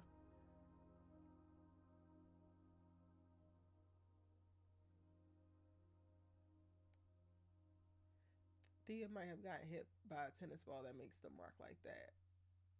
But who hit her? I don't know if it's that simple because she was also, it felt like she was trying to hide it. And I'm like, girl, why can't you tell him about it? What is the problem? So it do feel like there's something to this damn mark. And she is like, she's not in that little sling thing anymore. I don't know where we're at on the like week mark because she had 8 weeks where she had to, you know, be out. I don't know where we are in reference to that, but she's not wearing that little brace anymore, and that mark appearing, her being out last week, all of that is hella suspicious. And mostly because when asked about it, she didn't want to tell Damon. I'm like, girl, you can tell this boy anything. You literally tell Damon any and everything, and he rolls with everything, and you're not going to reveal this? No, I can't. So we done with Thea? We going on to Keisha? We done with Thea? Y'all, I'm not talking about next week's episode. I got to do a preview video, but I'm not going to talk about that right now because I also haven't read the synopsis for it. We on to Keisha?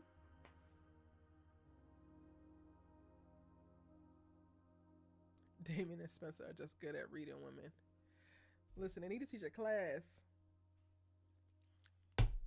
Because some of y'all, let me be quiet. Yes, give this video a like. I don't know where we're at in reference to likes, so I can't really see it. But like this video, y'all. Hopefully we're over 100 likes because we got 106 people in here right now. Not Joyful Drake. Y'all said Joyful Drake gonna be playing her mom. I actually love her as an actress, but she also played Keyshawn's mom in Behling, and I don't like her. Anyway.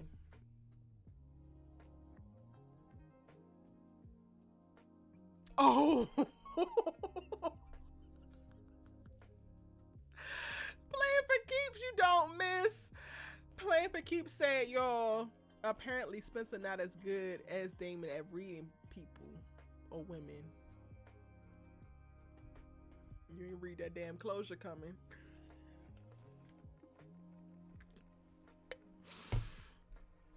We not making fun of you, Spencer. It's fine. It's fine. It's fine. I wonder why I didn't get a reaction from Simone when she read the text. I think we did.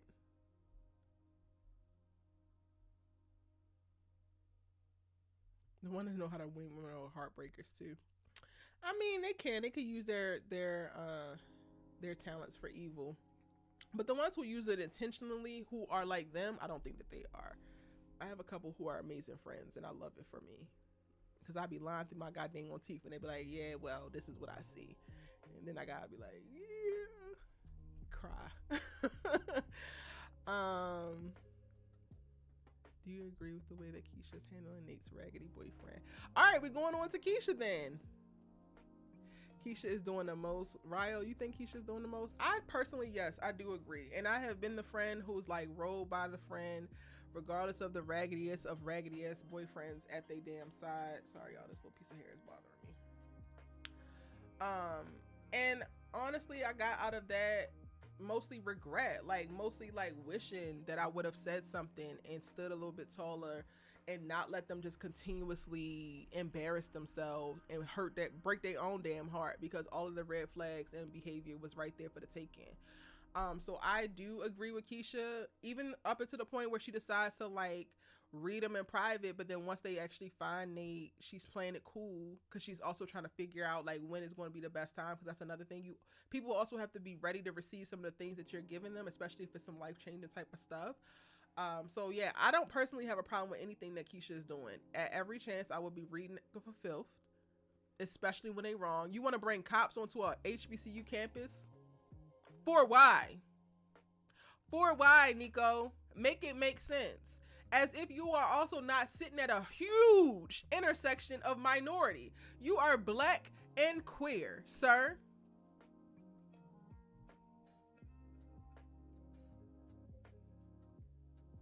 But something that is like coming up in conversation online a lot in the last year has been the conversation around black men and how black men are not necessarily against patriarchy, because black men don't necessarily want what's best for black people. They want the same privileges and rights that white men have. And I think it's something to be said about that. And I think that that's what we're seeing play out in Nico. Like, Nico doesn't realize that he's a black gay man. He's moving with this really weird, ambitious ideology that kind of like aligns him with whiteness, and that just will never work for you. Yes, you have a leg up as a man over women in a patriarchal society, but you're still black and queer.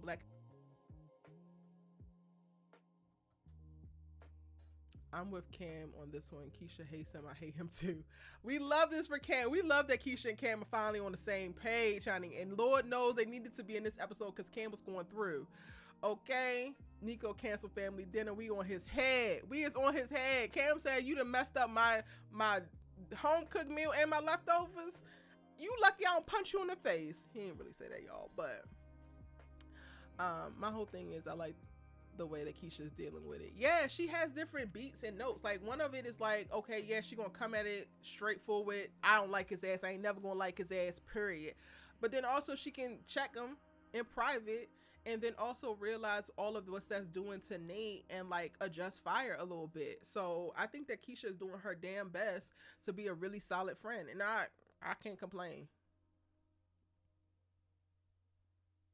Nico would be the one who wore. 500%.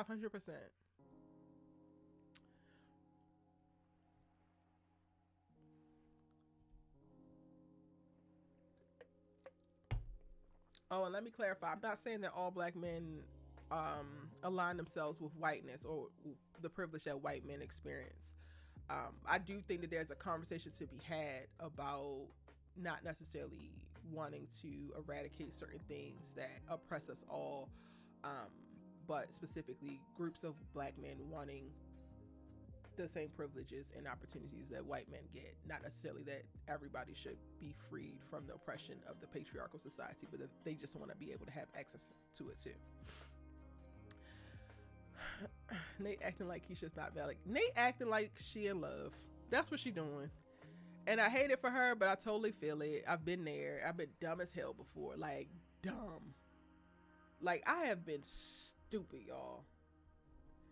And it happens. It really does.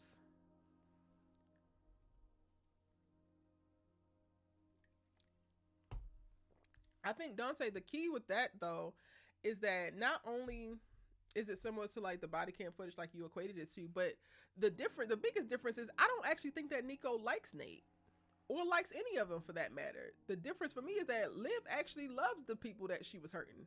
Nico don't give a damn about any of these people. Does Keisha know about Auntie Amara and her dad? We don't know that yet. We do not know that yet. That's a good question though.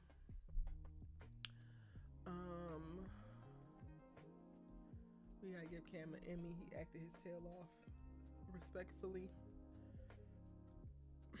Yeah, it was a really solid performance. Hey Naya, welcome in. Nico got to go, period.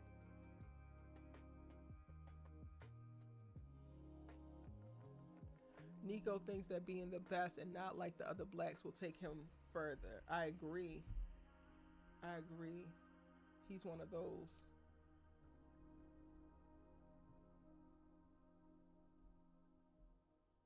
Yeah, so Keisha was given. Keisha was given this episode. Next, we on Nate. We already started talking about it. Nate is just in love. And honestly, I don't like this for her in reference to having to deal with it, but I love this for her story. Because up until now, we've gotten Nate just being the amazing support, wise words for everybody around, but no real meat or depth in reference to what are the things that make her tick, what are the things that, you know, has her insecure, or just have her be a little bit more human amongst all these people. And this is it for her. So I love this for the story that they're telling with her, and I'm hoping that we get to see this fully fleshed out, and then ultimately by the end she gets to a place of just understanding her worth and her value so much more, and being able to make better decisions and kind of like behave in a way that she takes her own advice, because that's what it's looking like right now that she needs to do, take her own advice. I can't wait to see how Nate finds out that Nico is a snake. Yeah, that's gonna be interesting. That's really gonna be interesting. Nico might cause some serious destruction for Nate, though. I'm talking about the type of destruction that can lead to the demise of a person. Could be the beginning of the end for her character. Yeah, that's the crazy part about it. Like, Nico could be the catalyst for a whole depressive, like you said, destructive arc for Nate, and that would be completely jarring to see, because we have only met her at what seems like the pinnacle, right? Like the top, the very top in self-esteem and confidence and poise and power, like, and it's something to be said. Like, I don't want to see it happen, but I do want to see that particular story be told well, and like what can happen with this one wrong decision, right? And who you choose to love. A lot. Nate and Nico's storyline is the most interesting thing for me at this moment. Nate is very interesting, but Nico, I don't even want to look at his face, but I see what you're saying.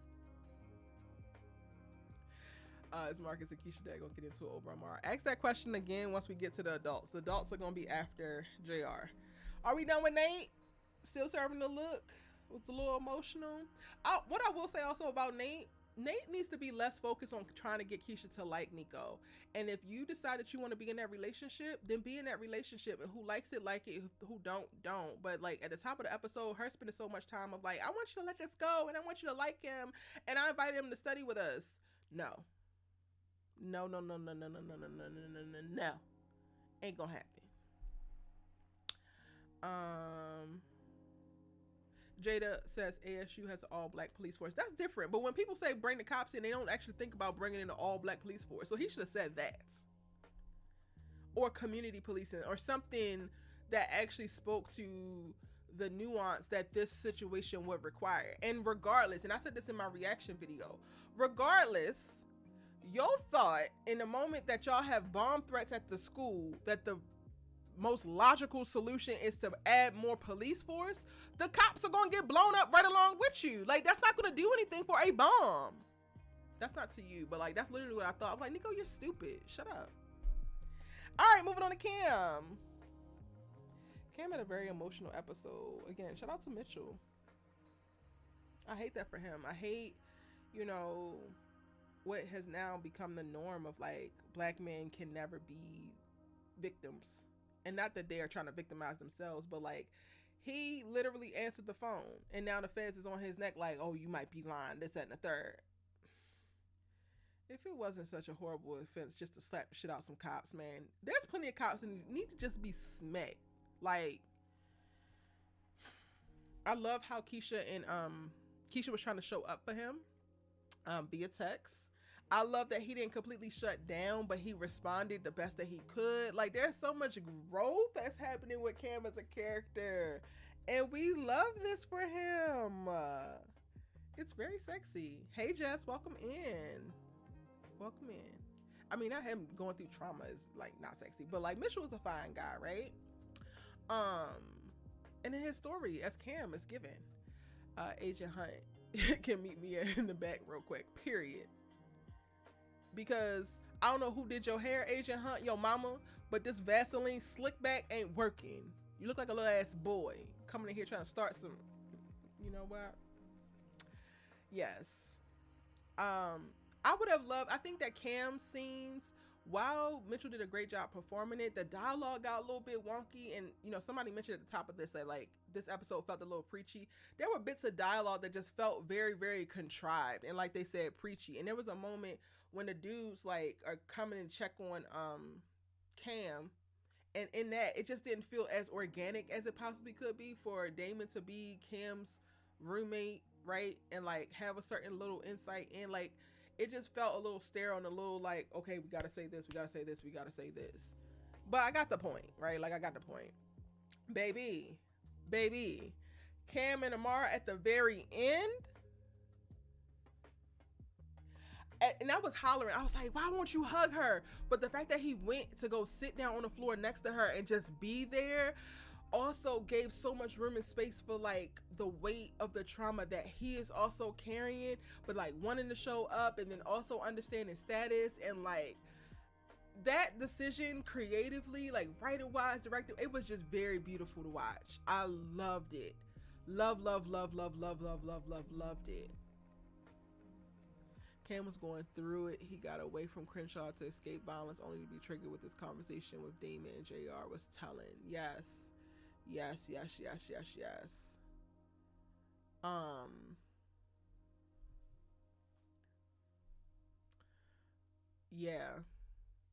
Cam, we love you. We hate this for you, but we love you. All right. Now, y'all.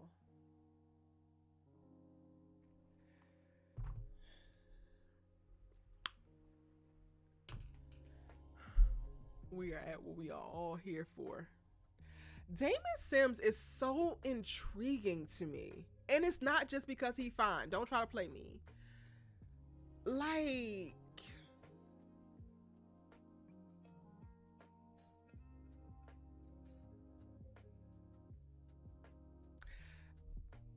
he just makes me think. Like, the stuff that he chooses to say, how he chooses to move, I'm just like, sir. Okay. Wait, somebody got smoke for him. Somebody said that he's on their list. So can you please present yourself and tell me why Damon is on your list? Because I got nothing but good to say. Even with his convoluted ass communication. Like, I am thoroughly engaged. When Damon appears on screen, I literally lean in. Like, I'm always paying attention to what is going on with him. Damon is on his way to boy air. I have dated a boy, and Damon is not it. Unless they have evolved, and I don't know. Y'all gonna have to explain. Not Spencer Lane. Who called him Spencer Lane? Y'all. Not y'all calling Damon Spencer Lames, because Spencer James is giving Spencer Lames, okay?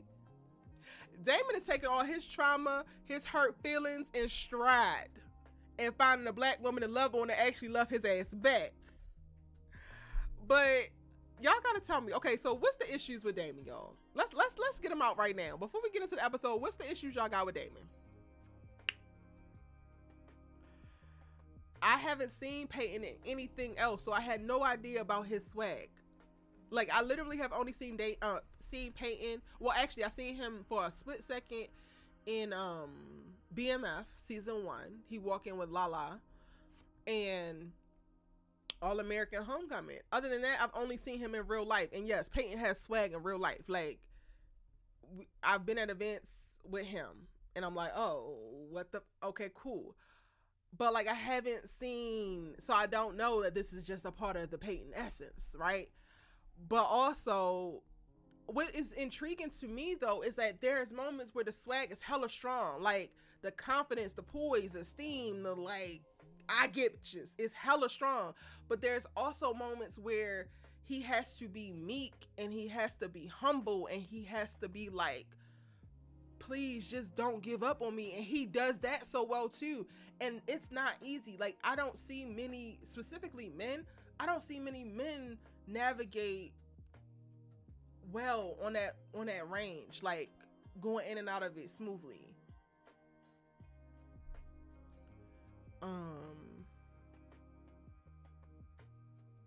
Okay, y'all saying Damon is being a menace. No, Olivia Baker is a menace. So like, we gonna have to come up with another word, because Damon is not Olivia. He's trying to have 2 girls. Nobody else can have a girl. He ain't say nobody can't have Simone now.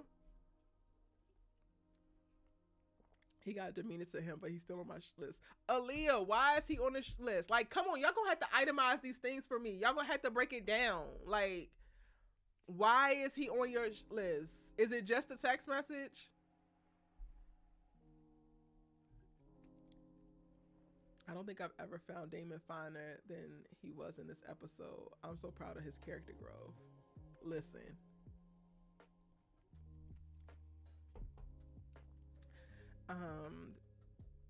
Damon thinks he uses his brain hard. He is definitely intriguing. Yes! Like an intentional Negro.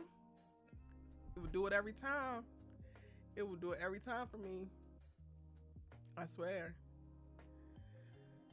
Girl, because he not about to play with Thea and sending mixed signals with Simone. That text was not needed. Okay, the text is the problem for you. Okay. But before this, were y'all like, was he on your list before this episode? Do Damon still have feelings for Simone? Yes, we all can see that. But he respects what he has with Thea. That's what's also very intriguing. Because I do feel like he's being genuine with the both of them. It was a text for us. Okay. He gonna do to Thea what Spencer did to Layla. Okay. I don't know. You know what? Okay, so like, let's get down to this, right? Because when we are saying that Damon is going to do to Thea what Spencer did to Layla, are we saying the first go round or the second go round? Because Spencer and Layla's initial breakup, that was like life getting in the way, right? And had he been strong enough, he wasn't weak in the knees. Had he been strong enough, he would have never doubled back, because that's not where he actually wanted to be. The problem wasn't Spencer and Layla's demise initially. It was that he got back into a relationship with her, not actually wanting to be in a relationship with her. And I personally don't see Damon doing that with Thea.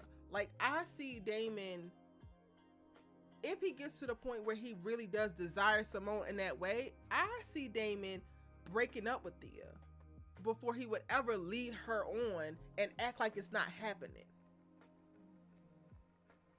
But I'm not gonna say but. That's what I see.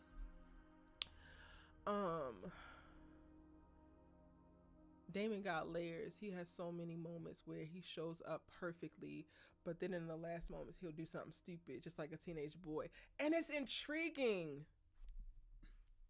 And this is a great example. I don't know if Agnes is still in here, but like we don't have like, unfortunately we have, you know, what Simone was like in high school. We know what she experienced. We got to see it. So like that is also informing me to have expectations of what she does moving forward, right?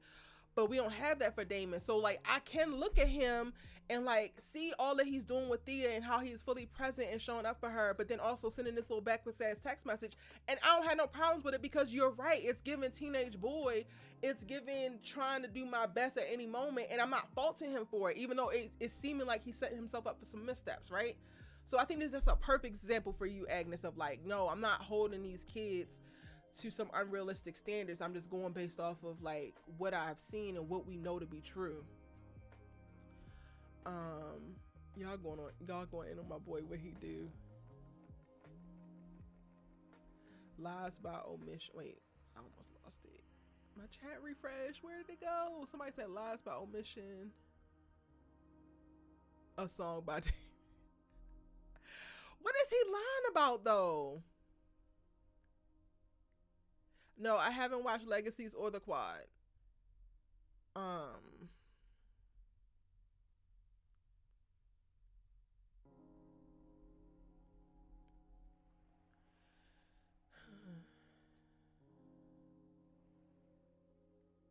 If he has feelings for another girl, he should tell Thea that and let her decide how she feels about it. They've had this conversation though.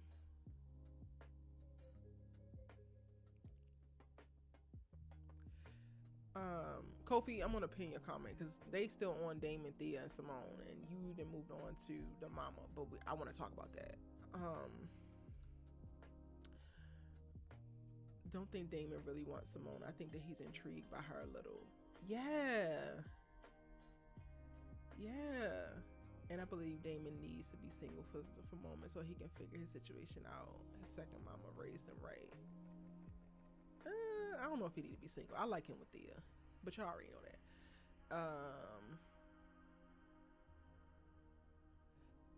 It is going to happen. Then I want to have an entire conversation with Eric about it. What's going to happen?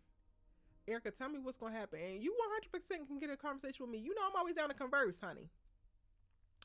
Exactly. He's so intriguing because he go back and forth between swag and vulnerability really well. Like, he goes back and forth between swag and vulnerability really well. That will have you weak in the knees, okay? Like, I hate that for me.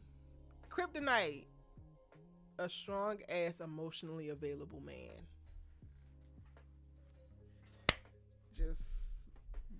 I'm done. Like, kryptonite, period. Him saying the forgiveness only goes to Celine, Jessie Raymond. Wait, so yeah, we're gonna talk about that. Cause I love it. I love all the smoke that he has for Jessie Raymond Sr. Thank you, Tata. Welcome in. Why does he have Simone personal property? Simone holding his hoodies. That was last episode. I didn't take anything by that. Like, I don't know. My male friends, I take stuff all the time. Like, I don't know. With the way it's going for a breakup to happen, it's going to be from Thea. Ooh, that's a thought. I agree. Damon is very intriguing. He has a charm about him, meek and confident at the same time, and that's not easy to pull off.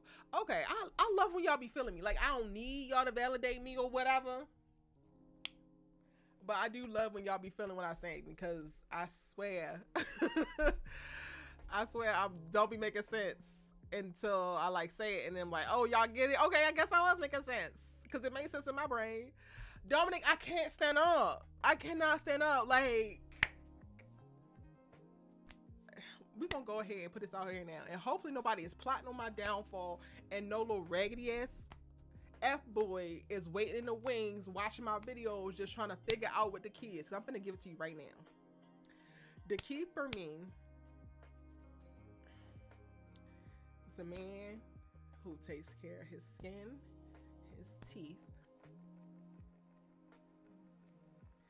is strong enough to stand up physically and intellectually, but vulnerable enough to talk about his feelings and inquire and actually see behind it, like look into somebody's eyes and see what's actually going on, because your words, your mouth will lie every time, but your body cannot. I have no defenses for it. I have absolutely no defenses for it. There's a few people like that in my life, and I am not like sexually attracted to a few of them. A few of them I am, but some of them are on the closer friend side. I make an active effort of like, for me, it's not necessarily like a sexual thing, but I crave having you around because you create an unprecedented safe space for me to be fully me, and it's just something so powerful about that. So like when you have a person who is that or can do that, and then also stimulate something for you sexually, I'm done. There is no standing up. I have no more knees.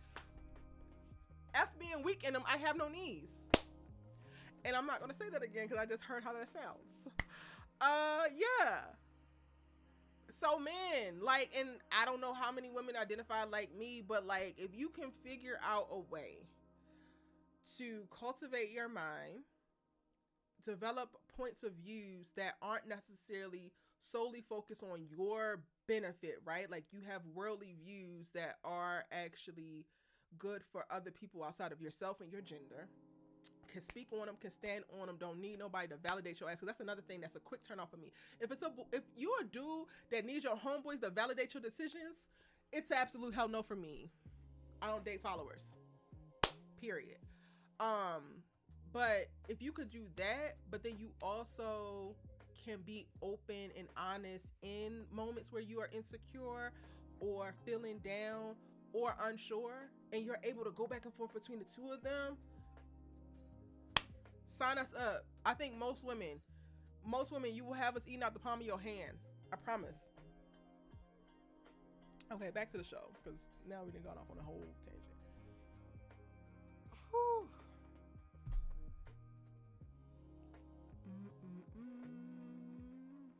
Watch Damon and Spencer and how they move through life and all they've gone through, and then I look at Jordan and I'm just like, what does Simone see in him?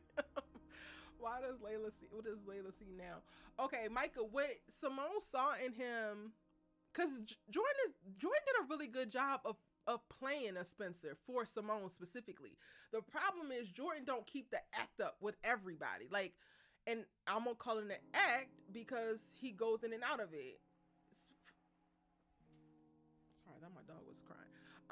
For Spencer and Damon, it's who they are. But Jordan very much so gave Simone, like, he was able to talk about his feelings. He was able to be frustrated and like, but then she'll check him and he's like, you know what, you're right, and I need to be able to be open and we need to work through it. Like, he was giving all of that. So I think that's what he saw, what she saw, and I think that's what Layla's seeing. Well, actually, she's starting to see that now because she didn't see before. All she saw was goofy ass Jordan trying to be funny and one of her. But okay, the actress who plays Keena Sims got a role in another show, which is why she isn't on All American Homecoming. This is already the second Keena Sims that we done got now. Damon says a lot of reassuring things to Thea. It's going to be hard for her to leave that man if and when it comes time to. Okay. Wait, Erica, why are you telling me to stop? What did I say? I'm behind on the chat, y'all. I'm so sorry. Erica, so what do you think the text meant to Simone? This isn't the end of our story. Believe that. Was it a friend checking in or something else? If I'm honest, Jasmine, I don't know. Because I was just like, what? That's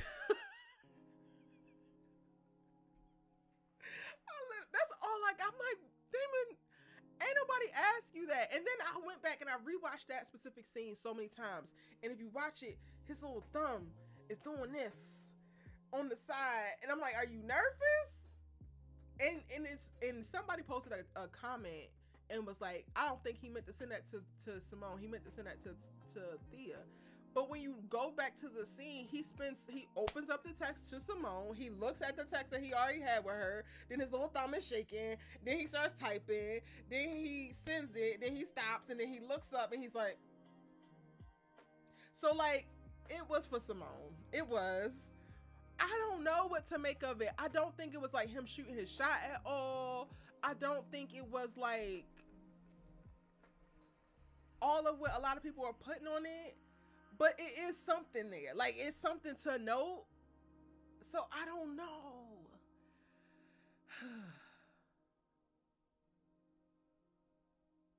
How Damon went from really feeling her in the backdoor pilot to he doesn't like her like that much. Wait, what you mean? I think I kind of get what you mean. Like, you feel like his desire for her has subsided. I kind of feel like that too. Are we still on Celine's head? Yes, we're going to talk about the parents in a second. Once we get off of Damon, Thea, and Simone in this text message. We eye to eye about Damon tonight, Erica. I'm right with you. Okay.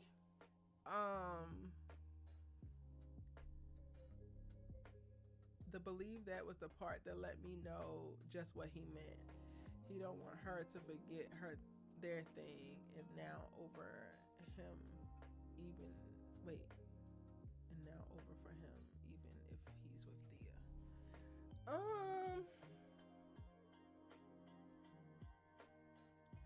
Our story is not over, believe that.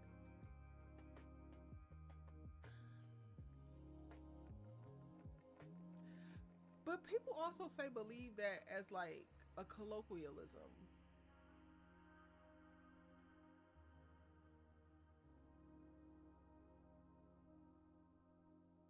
But I see what you're saying. Like, I'm not going to refute that. I don't know. What's so crazy is like he really, really, really is in and invested with with Thea. I don't know. It's convoluted. It's very convoluted. So you just explained Damon, basically. I wouldn't be surprised if Damon would be the one to break things off with Thea. It would be Thea's first love and her first heartbreak. It would be a good character arc to see how she navigates that. I would love for them to just give us the rest of the year first. Like, I want Thea and Damon to make it a while because they are actually solid with each other. And I don't know what Damon and Simone are going to give. Like, they are really good as friends. They didn't show Simone's reaction to the text like that. They did show her reaction. She didn't have this big old visceral, but like Lando is her reaction to the text. She took a second because she checked it right after he walked off because she didn't check it before. And then she has a beat. And then when Lando shows up in her room, she's all lonely. And like, I do think that she had a reaction. You need to go back and watch it and like really pay attention. She had a reaction.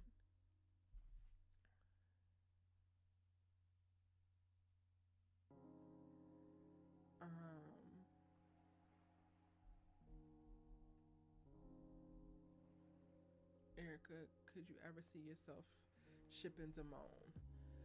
No.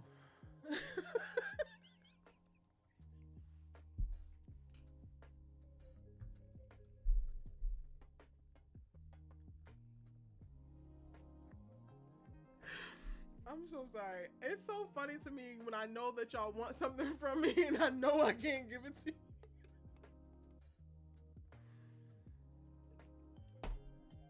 No. I personally really believe that the best benefit that Simone can have in reference to having Damon in her life is having him in her life as a friend. I don't think that it will change much if she starts to bump uglies with him. So I don't see the point or the need or the reason. That's it. It's really just that simple for me. I don't like to say never, but I never see myself shipping Damon because I don't see it actually adding to either of them in any way that they aren't already currently experiencing each other. I just don't.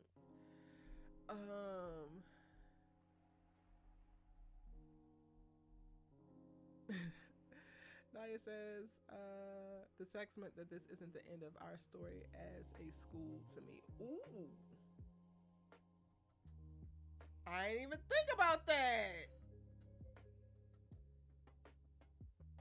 I didn't even think about that, Naya. This isn't the end of us as a school.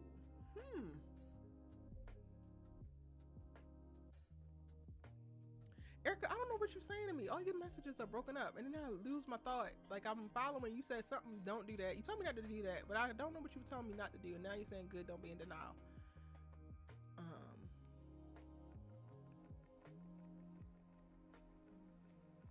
Not Orlando being her reaction. I mean, that's what I saw. What did y'all see? Shanoa, what you see, honey? What you see? Samaj says, I do feel like a breakup with Thea and Damon is happening this season.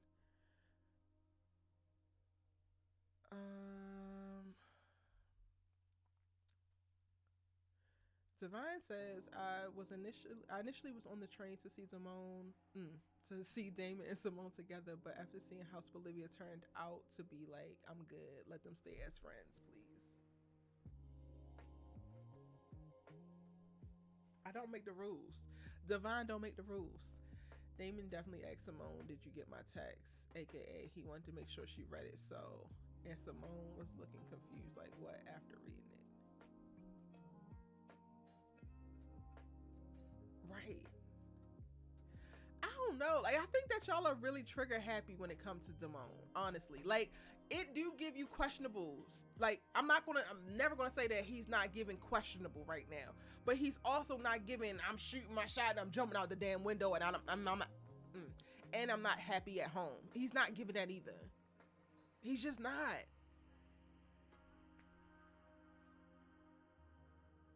I think that the way they're writing him right now, they're doing it and they're keeping it very open so that they can go various places. And I would be careful with assuming that they're going to go a specific way. And I personally don't think that Damon would be disrespectful to the point of, like, saying something specifically with the intention of, like, just know that I'm still waiting on you. Like, he's not waiting on her. You know what I'm saying? Like, that's just not happening.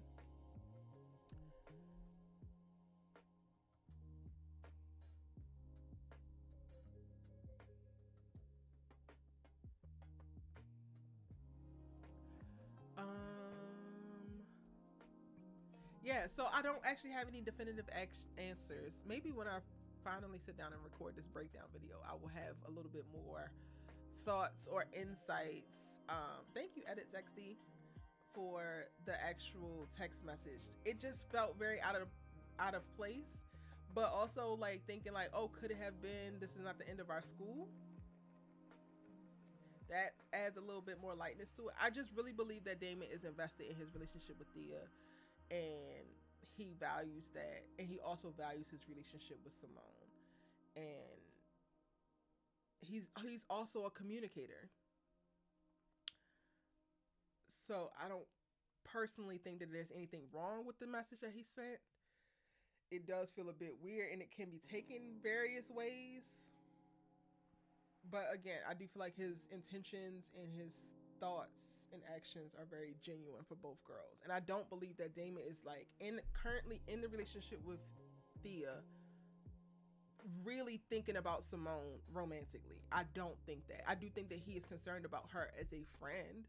I think that he cares about her as a person, but I don't feel like he is, like, pining after, like, I don't believe that he's pulling a Spencer season 4. Yeah, I don't.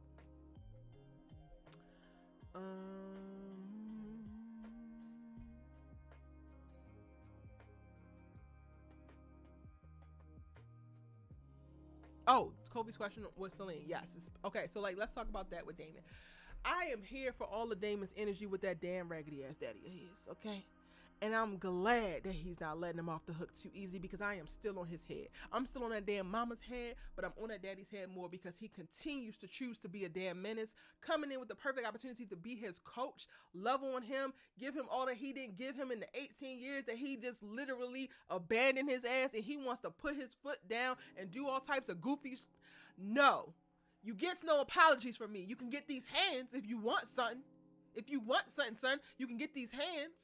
Like, I am totally here for it. It was the blank face for me. I was talking to Celine. Well, nigga, why are you even in my face? Energy. Yeah, like, what y'all not going to do is say that Damon Sims ain't giving, y'all. Because he just be giving. In his relationships, he is giving. In his friendships, he is giving. With the parentals, he is giving. He is so concerned about his adoptive mama. And like she couldn't show up and he wants to support her. Even in a little text thread of like, girl, take lit out your vocabulary because it is not working. I love this for him. I love a well thought out character too. Like, and then don't let it be in a black man's body. Like, they put so much nuance and thought into crafting Damon Sims. All of his stuff is so specific. Chef's kiss. Okay, but what did Kofi say? Kofi said, Damon forgiving Celine, I understood, but damn, I wish Keena was there though. But his text to Simone, what that meant though, it was friendly. We got feelings that need to be addressed. Somebody clarify. Oh, so we kind of talked about the feelings part. You understood Celine. I understand it, but I also feel like she hasn't caught enough smoke.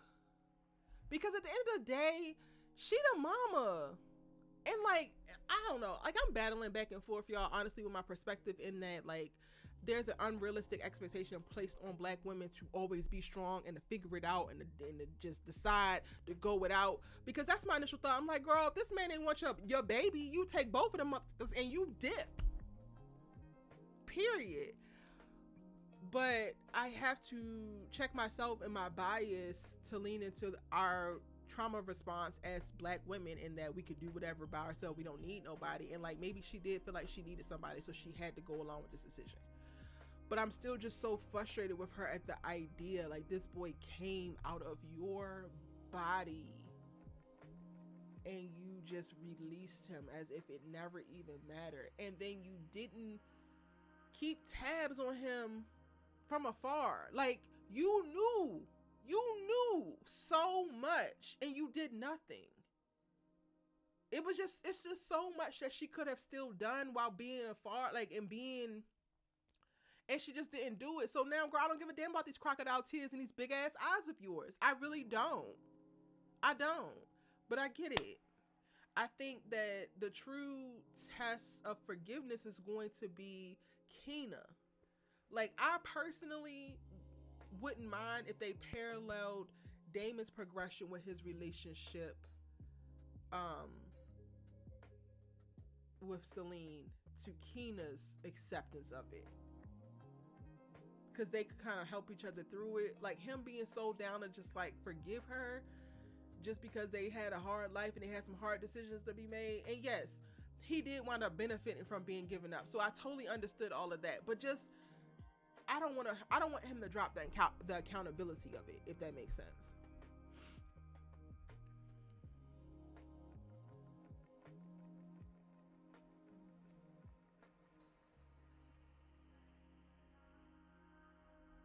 Yes, Rue, we'll talk about that I love you from Damon to Thea. We'll talk about that next. I think he was just comforting Simone, letting her know nothing was going to happen to her that day. Keep your head up, if you will. Damon actually wants to be mature.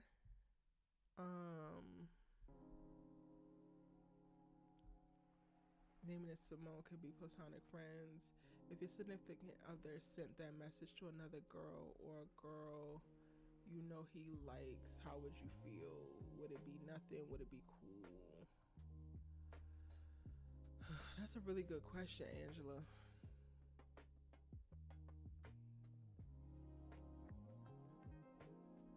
If I was Thea and I found that message, knowing me and how I typically jump to conclusions and I'm dramatic, I would ask him to explain it. If I don't like the explanation, then I wouldn't be cool. If I like the explanation, then I wouldn't. Then if I like the explanation, I would be cool. If I don't like the explanation, then I wouldn't be cool. Because there also was a bomb threat, y'all. Like, even Thea was like, I gotta tell you this because we might, and he's like, don't start talking like we're never gonna see each other again. Like, that's where the place where they were going. I do feel like they could have did a better job of developing that feeling amongst people so that we could also get the levity or the gravity of like why people are having the feelings and conversations that they're having in this moment. Because while it's like, okay, we know that there's a bomb threat, it didn't really feel like everybody was scared. You know what I'm saying?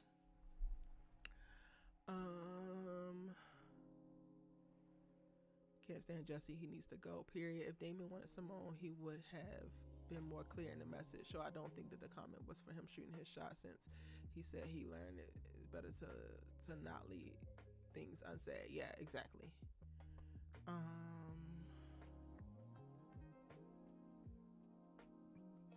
You like this conversation with JR? You felt that? Yeah. I think, well, I mean, JR can feel how he feel, but I also was like, sir, none of this is about you. You was a sick person, but okay, like, boy, this is not your fault. And you taking me down this lane to convince you that it's not your fault is annoying.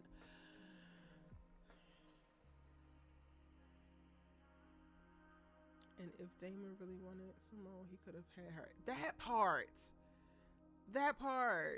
He could have had her. Thea has also given him multiple outs, and he did not take them. And he's like the same way that Damon talked to Simone and was like, yo, if Thea was coming for you, she would just come to you, like, straight to your face. Like, this is some old Tootie shit. Damon, I feel like, is the same way. Like, some of y'all I'm seeing here, y'all like read between the lines X, Y, and Z. He's not that kind of guy. Like, he's gonna say it, I think. I think Celine was just listening to her husband, unfortunately, like a fool, because you knew that you didn't marry an emotionally intelligent, yet vulnerable, astute Negro. So, girl, why was you listening to him? You weak in the knees for the wrong kind of Negro. Get your standards together, Celine. Anywho, we still on Celine head, yes. Not you following Damon on social media. Now, what was you doing what was you doing the last 17 years? Girl, go to hell. See, y'all about to make me really mad. Like, I'm about to be back on my, like, I'm trying to give her an out because Damon wants her to have an out. But, girl, you. For real.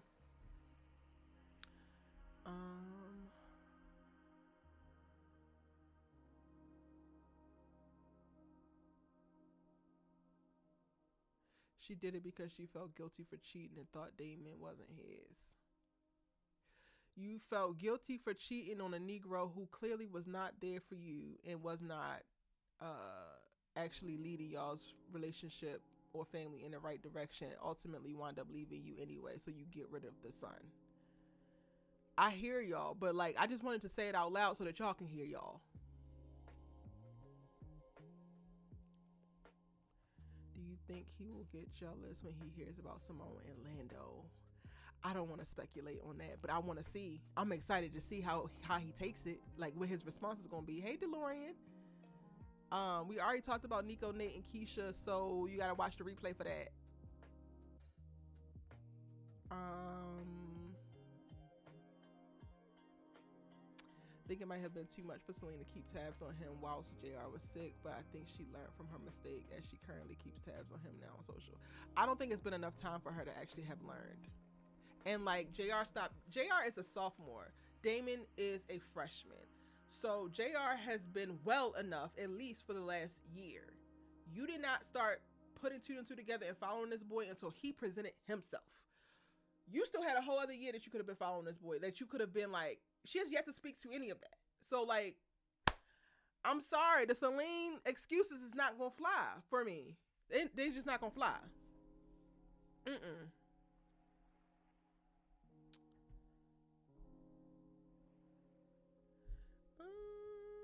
trying to read all y'all's comments. Y'all got some long messages. I think he just feels, damn, it refreshed.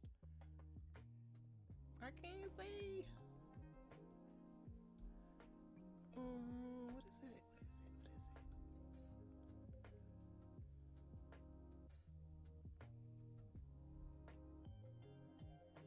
Not an excuse, you just believe that was the root of her decision.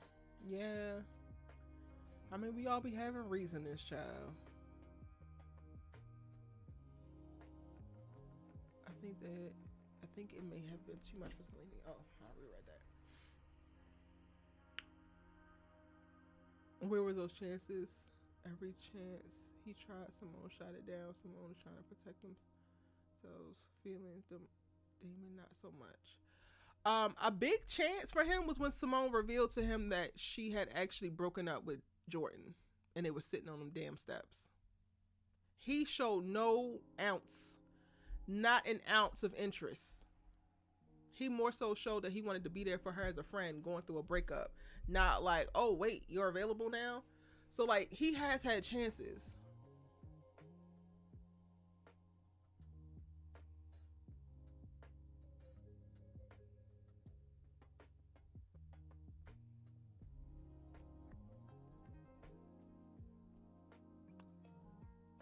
I don't know why these messages are running together. I'm trying to read everything, but y'all also talking to each other. So,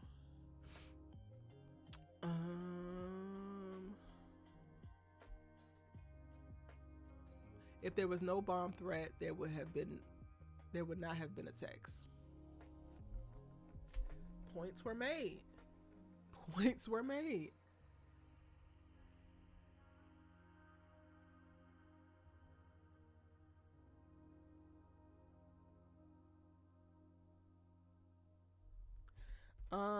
We gotta talk about JR after, and then the adults are after that.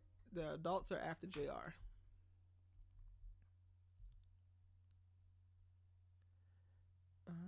Look, if Damon wants to forgive Celine, that's his perspective. She wants to have a relationship. At least she trying.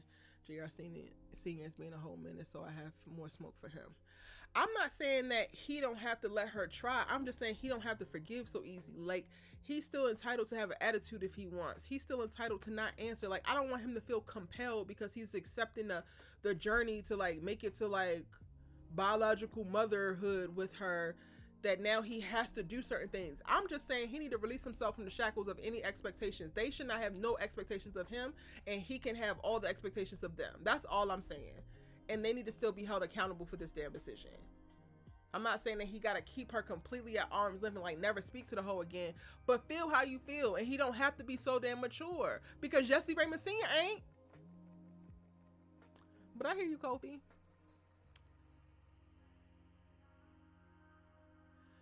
Love Yana says, from being adopted myself and having a black mom, I agree with sometimes black women aren't strong when they hit rock bottom. When I met my mom, she said it would be harder to watch someone else raise me.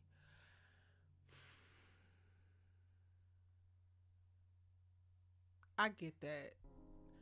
Love Yana, I 100% get that. And this is not any shade to your mom at all. My thought on that, though, and this is just a thought, take it with a grain of salt. My thought on that is, yes, I understand that it can be hard for you as a mother to see that. But then again, you're still making the decision and all of your actions based on you and how you feel. To me, there's not enough consideration being taken for the child and how the child feels. Like, Damon had to go through a whole arc of like searching, meeting dead ends, getting misinformation, being blocked when she had all this information to begin with. And like, you might not could have watched him be raised, but like, you could have been ready for this day and you weren't, and it caused additional stress for him. So again, I understand and I value you sharing your perspective. Thank you so very much. And I hope you don't take me saying what I just said as any kind of disrespect, because it wasn't with that intention at all. But that's just my thought on it. Like, yes, it could be hard for you to watch someone else raise your kid, but like, when do we start making choices that try to make this whole thing a little bit easier for the kid? And that's another reason why I really love Simone's story with her adoptive journey, because she is being put in situations where it's hard for her to be away, and she's having to make tough decisions, but all of the decisions feel very much so Shay focused. Shay will know who his biological mother is and why she gave him up, and like all that she went through to try to make sure that the decision that she made that she thought was the best one was actually the best one, and that she could continue to give all that she had to him in their new circumstance. And no, that doesn't have to be everybody's journey, but I'm just saying I would love for Celine to have shown more somewhere, if that makes sense.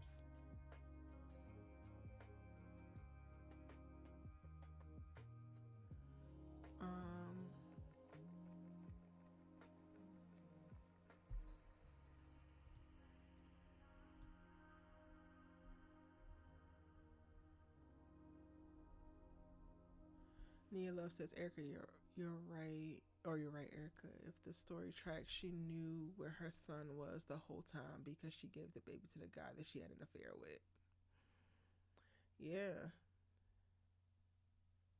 And the craziest thing about it is Jesse Raymond Sr. developed a relationship with him more like a son without even knowing that that was the affair baby, I guess, or I don't know, like thinking that it was an affair baby. So he was more like nice and connected to him when he thought that he was the affair baby that he wanted him to get, that he wanted to be given. It's just weird. No, I can't. It's making my head hurt. Remember when Damon said, "Do you ever think what could have happened between us if you weren't with Jordan?" Yes, I do remember. Why are you asking me that? He fell for Simone, and then once he realized that he and Simone weren't possible at that time, he moved on and genuinely found love with Thea. He definitely asked her why she didn't say anything about being single. Right, but if you go back and watch that scene, because I've rewatched that scene a lot at least. He asked her that because he wanted to be there for her. Like, you could have talked to me. Like, he literally says that. But okay, y'all get what y'all want to take and run with it. So by golly, Miss Molly, do y'all thing. Baby, do your thing. I think that he's more accepting of her because she is remorseful, whereas Jesse Sr. is dead set on continuing to be trash. That's real. That's real. He loves the idea of Thea, but not in love with her. Child. Child. Anyway, so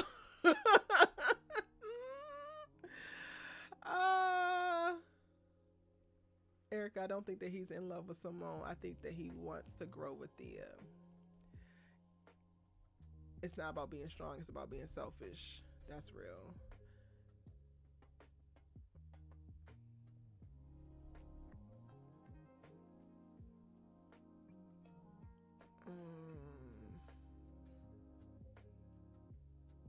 You know what I'm thinking about right now, y'all? Do not clown me, because I basically like consume way too many TikToks. Celine.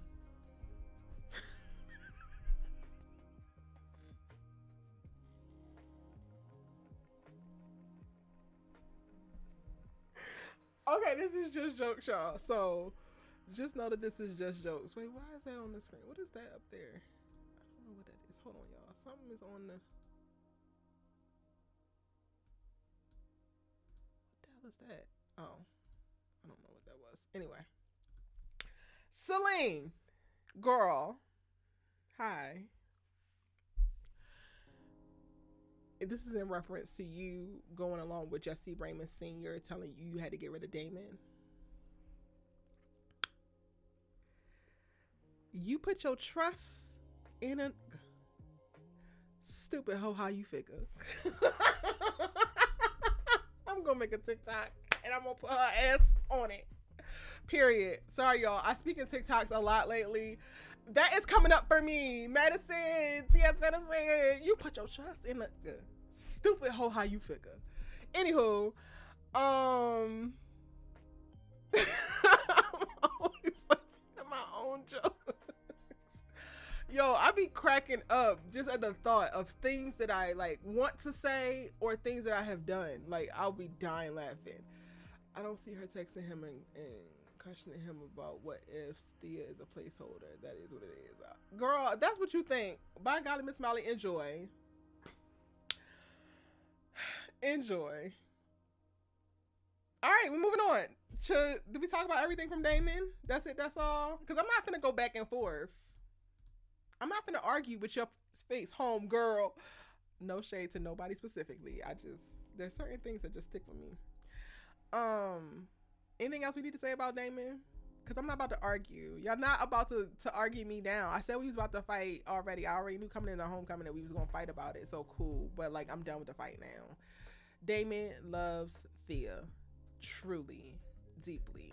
He has love for Simone. Cool. That's it. Anything else? We moving on? We moving on to JR? We moving on to JR? You put your trust in a... That's Celine. Listen. I'm making a TikTok. I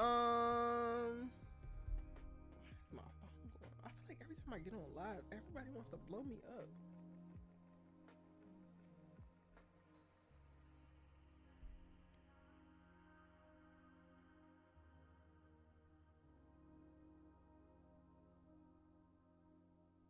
Can't do it. I'll be on the flight. Anyway. All right, cool. We on to JR. JR is gonna be kind of quick. He just have his little emotional moment of, oh, it's my fault because I got sick, and then Damon got to talk to him and like talk his ass off the ledge. I personally didn't buy. I don't know the dude's name who plays JR, but I didn't really buy the performance in. It felt very pushy for me.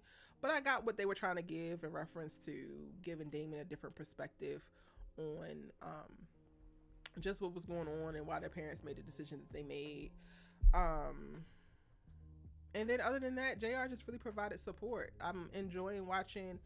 It looks like him and Damon's relationship grow, and they're really tapped in as brothers. Damon's like, yo, you can tell me anything, and like, cool. For JR to be the big brother though, I want a little bit more big brother energy. Yeah, I'm gonna leave it at that. I just want a little bit more big brother energy. That's it. Him and his father, like, I prefer the energy that he had for Jesse Raymond Sr. episode 2 maybe. Because the whole, you don't see me or Damon. Okay, cool. But like, your father doesn't understand nice or passive aggressive. He understands grit and get in your face. Like, when are you gonna swing on him? Because anything else, JR, I'm bored. I'm very bored. JR got little bro tendencies. He really do. And he's, I don't want to just throw this out there because I don't want you to take it too harshly, but he's needy. And Damon needs right now. But Damon's also the type of person who, Sylvester, okay. Damon's also the type of person who will put other people's needs before himself. So when he runs into another needy person or a needy person in general, then it's very easy for him to just flip into the mode of making things about him when it's not really about him. Like, JR, just chill in the cut and go find a girl or something, because all this that you've given me, I'm okay. I don't really care. Not you fell asleep, Shanoa. I don't know if he's unproblematic, because his whole situation with breaking up with the girl after she had been essay was very problematic, but he's growing. He's growing. Says he's growing on me as a character. Love he going to therapy, although Damon carried himself as the oldest, which is weird. Yeah. Yep. Yep. That's it for JR. All right, now for the adults. If y'all gonna love triangle me with the adults, because I'm here for it. I'm here for it. Don't let nothing go unsaid. Not Marcus coming in with, girl, I love you. Amara, what you finna do? What you finna do? What you finna do? What you finna do? Because I don't know what she should do, y'all. I ain't even gonna hold you. I don't know what she should do. The only thing I will say, so like, this is the only thing about being like very intentional and reflective, right? So like, I appreciate Marcus coming in and saying his piece and getting this off his chest, but also she's a black woman, the president of the university that's currently experiencing a bomb threat. She don't have the capacity right now, my brother. She don't. And at this point, you just laying another thing on her. And I hated that for her, but then I love the professional love for her. So I'm like torn. I'm really torn of like, not right now. Not right now. But then also it's so beautiful. Amara, like, I think her name is Kelly that plays her. She did a really great job of just carrying the through line of the weight that is on not only the shoulders of being president, but also her being a black woman. I just felt like she just did a beautiful job of displaying the duality that comes with strength and vulnerability, specifically with black women in positions of power. I just loved it. But I have no idea what she's going to do next.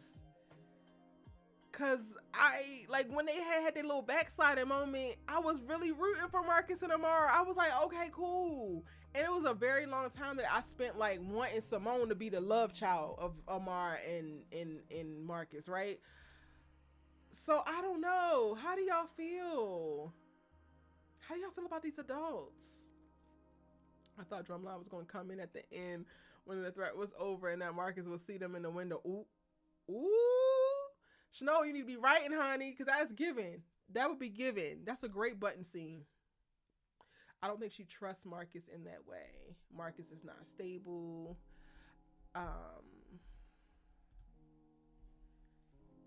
Stay with Keisha dad.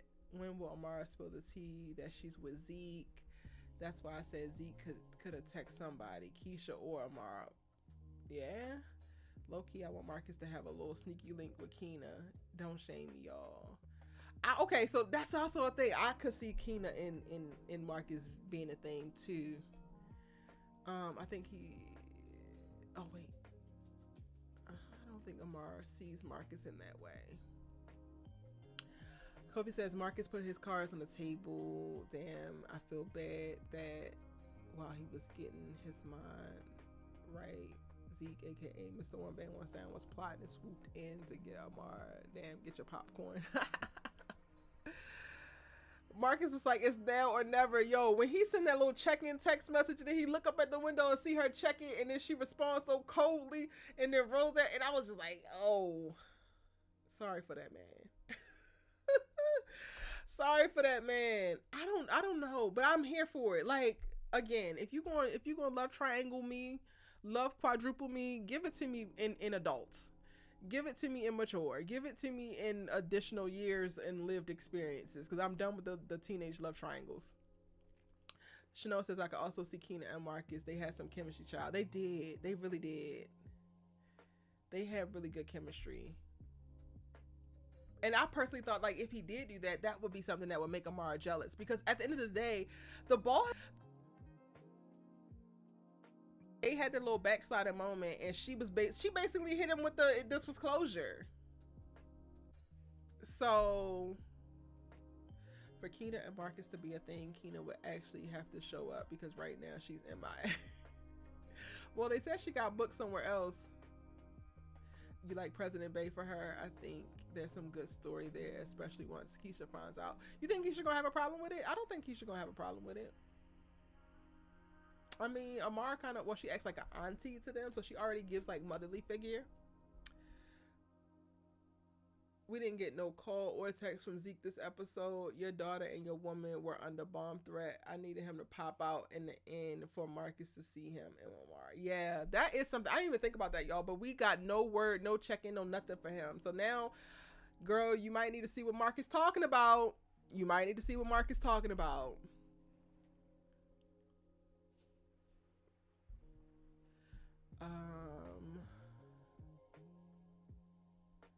Keena's on another show, child. We can't really be giving her all of these plot lines.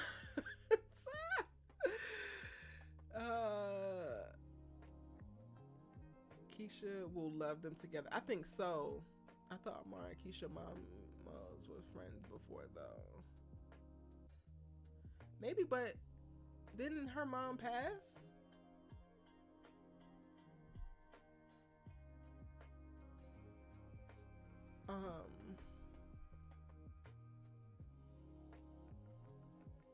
What I am concerned about, y'all, is like, what is this going to do to Marcus? So he shot his shot, he professed his love, and it was not returned, but she was also going through something. Is this something that could be a trigger for him to spiral out or go back to, you know, like, I'm kind of concerned for him, because like y'all said, he's a little bit unstable, and it makes me nervous. Like, I just don't want nothing to rock the boat too hard for him, because it feels like at any moment he could just break. Am I going to do an actual review on it, Sasha? Yes, I am going to do an actual review on it. However, I have a flight out in the morning, and I've been packing and stuff, so I'm really, really behind, but I will be getting it up. Hopefully I can get it up by Friday. Oh, Marcus is definitely going to spiral, and I don't want that. Like, I need him to be solid. Like, I need him to be solid for a while.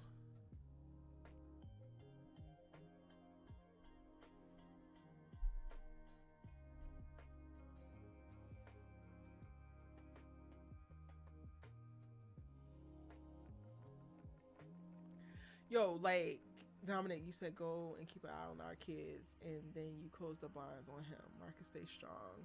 Keena got you on season 3 of Homecoming. I thought, well, I see what you're saying, but I thought what was so powerful about that is like her feeling the need to hide. And I do think that she trusts Marcus, but some of y'all are right. Maybe she don't trust him to that level. I think that we lie to ourselves. A lot of times Black women lie to ourselves, and we believe the notion that we cannot break or be broken or have moments of weakness publicly. And I just hate that for her, because she's seen him at his weakest, at his lowest, at his breaking point. And I wonder what her response would be like if she didn't push him out and she let herself collapse in front of him. You know?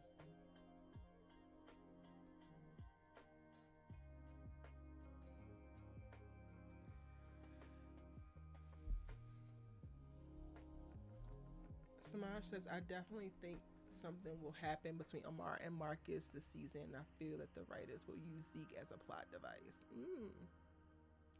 Nia Love says, I don't feel like it will be a full spiral. Feels like this will be a test of his recovery in the real world, and he will make it through. I hope so. She definitely didn't trust him, but she broke down her office without him. And also, yeah, that's a note, but I feel like that's the thing that us Black women do. And Cam was only in there because he did refuse to leave, because she wasn't going to do it in front of him either. And part of me was like, damn, why didn't you push harder? Because Cam barely did anything, and she was just like, all right, I can't hold it no more. I was like, Marcus, like, fight for yours. I'm about to start quoting a whole bunch of movie quotes. The fact that he spiraled when the thought of his past coming back took him off his meds, this may crush him. Yeah.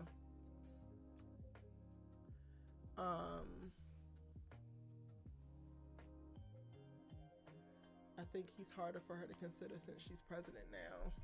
And I hate that for us, because another thing, as we climb the ladder as Black women and we are like hyper ambitious, we start to make certain decisions based on our ambitions as well. I totally get what you're saying, and it's unfortunate we tell ourselves that we can't be with somebody, we can't do certain things because of certain positions that we're in.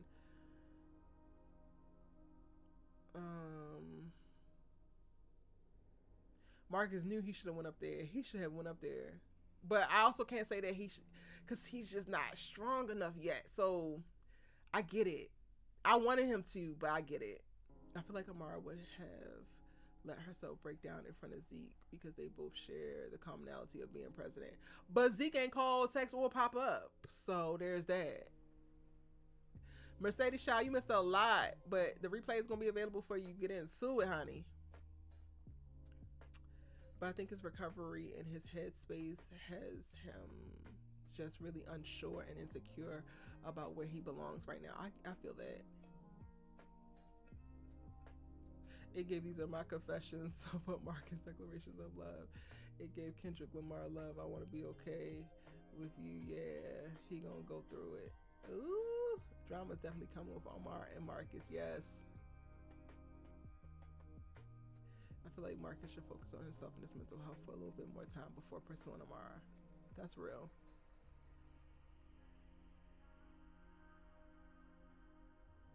That's real.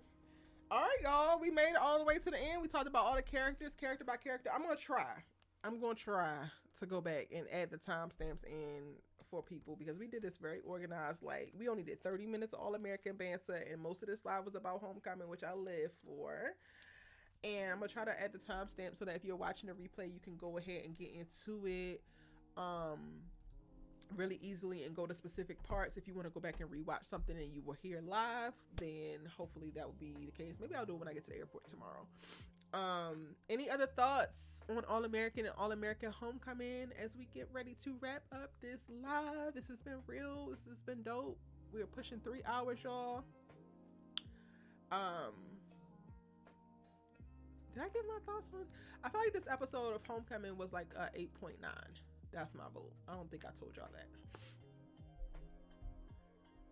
Last thoughts. I don't know what these dinners are going to do for Damon and Jessie Raymond Sr. because they might start to argue before they order a meal. Well, I don't think Damon's showing up for the first 3 at least.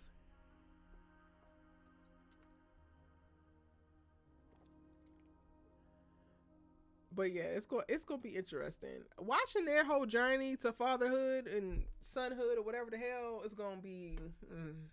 I ain't gonna say interesting because I feel like that's gonna be giving it too much, but it's gonna be something to look at. DeLorean said the All American Universe was given. Yes. Yes. There was a lot to like this week in the All American Universe, and I'm very, very appreciative for that. Any other thoughts, y'all? Grace was too gorgeous. Yes. Yes. She was stunning.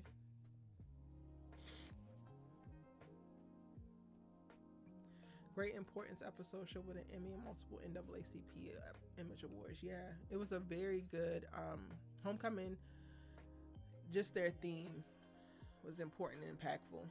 So many people hit me up and said that they've experienced something similar or they were triggered by it. And I think that it's hard to really dive into triggering topics and to do them justice and tread lightly, but also be very, very honest. And I think they did a really great job of honoring the story that is the trauma that comes by way of acts like these.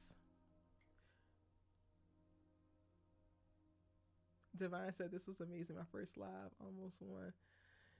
1 a.m. in London. Keep it up, girl. Love your videos. Thank you so much. I'm so glad that you enjoyed. Come back for some more, honey. Yes, I love going live with y'all. These conversations are so dope. And thank you so much for checking in all the way from London town.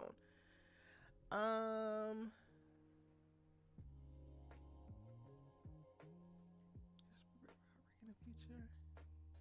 right, y'all. I love you so very much. Again, thank you so much for all your love, support, and conversation.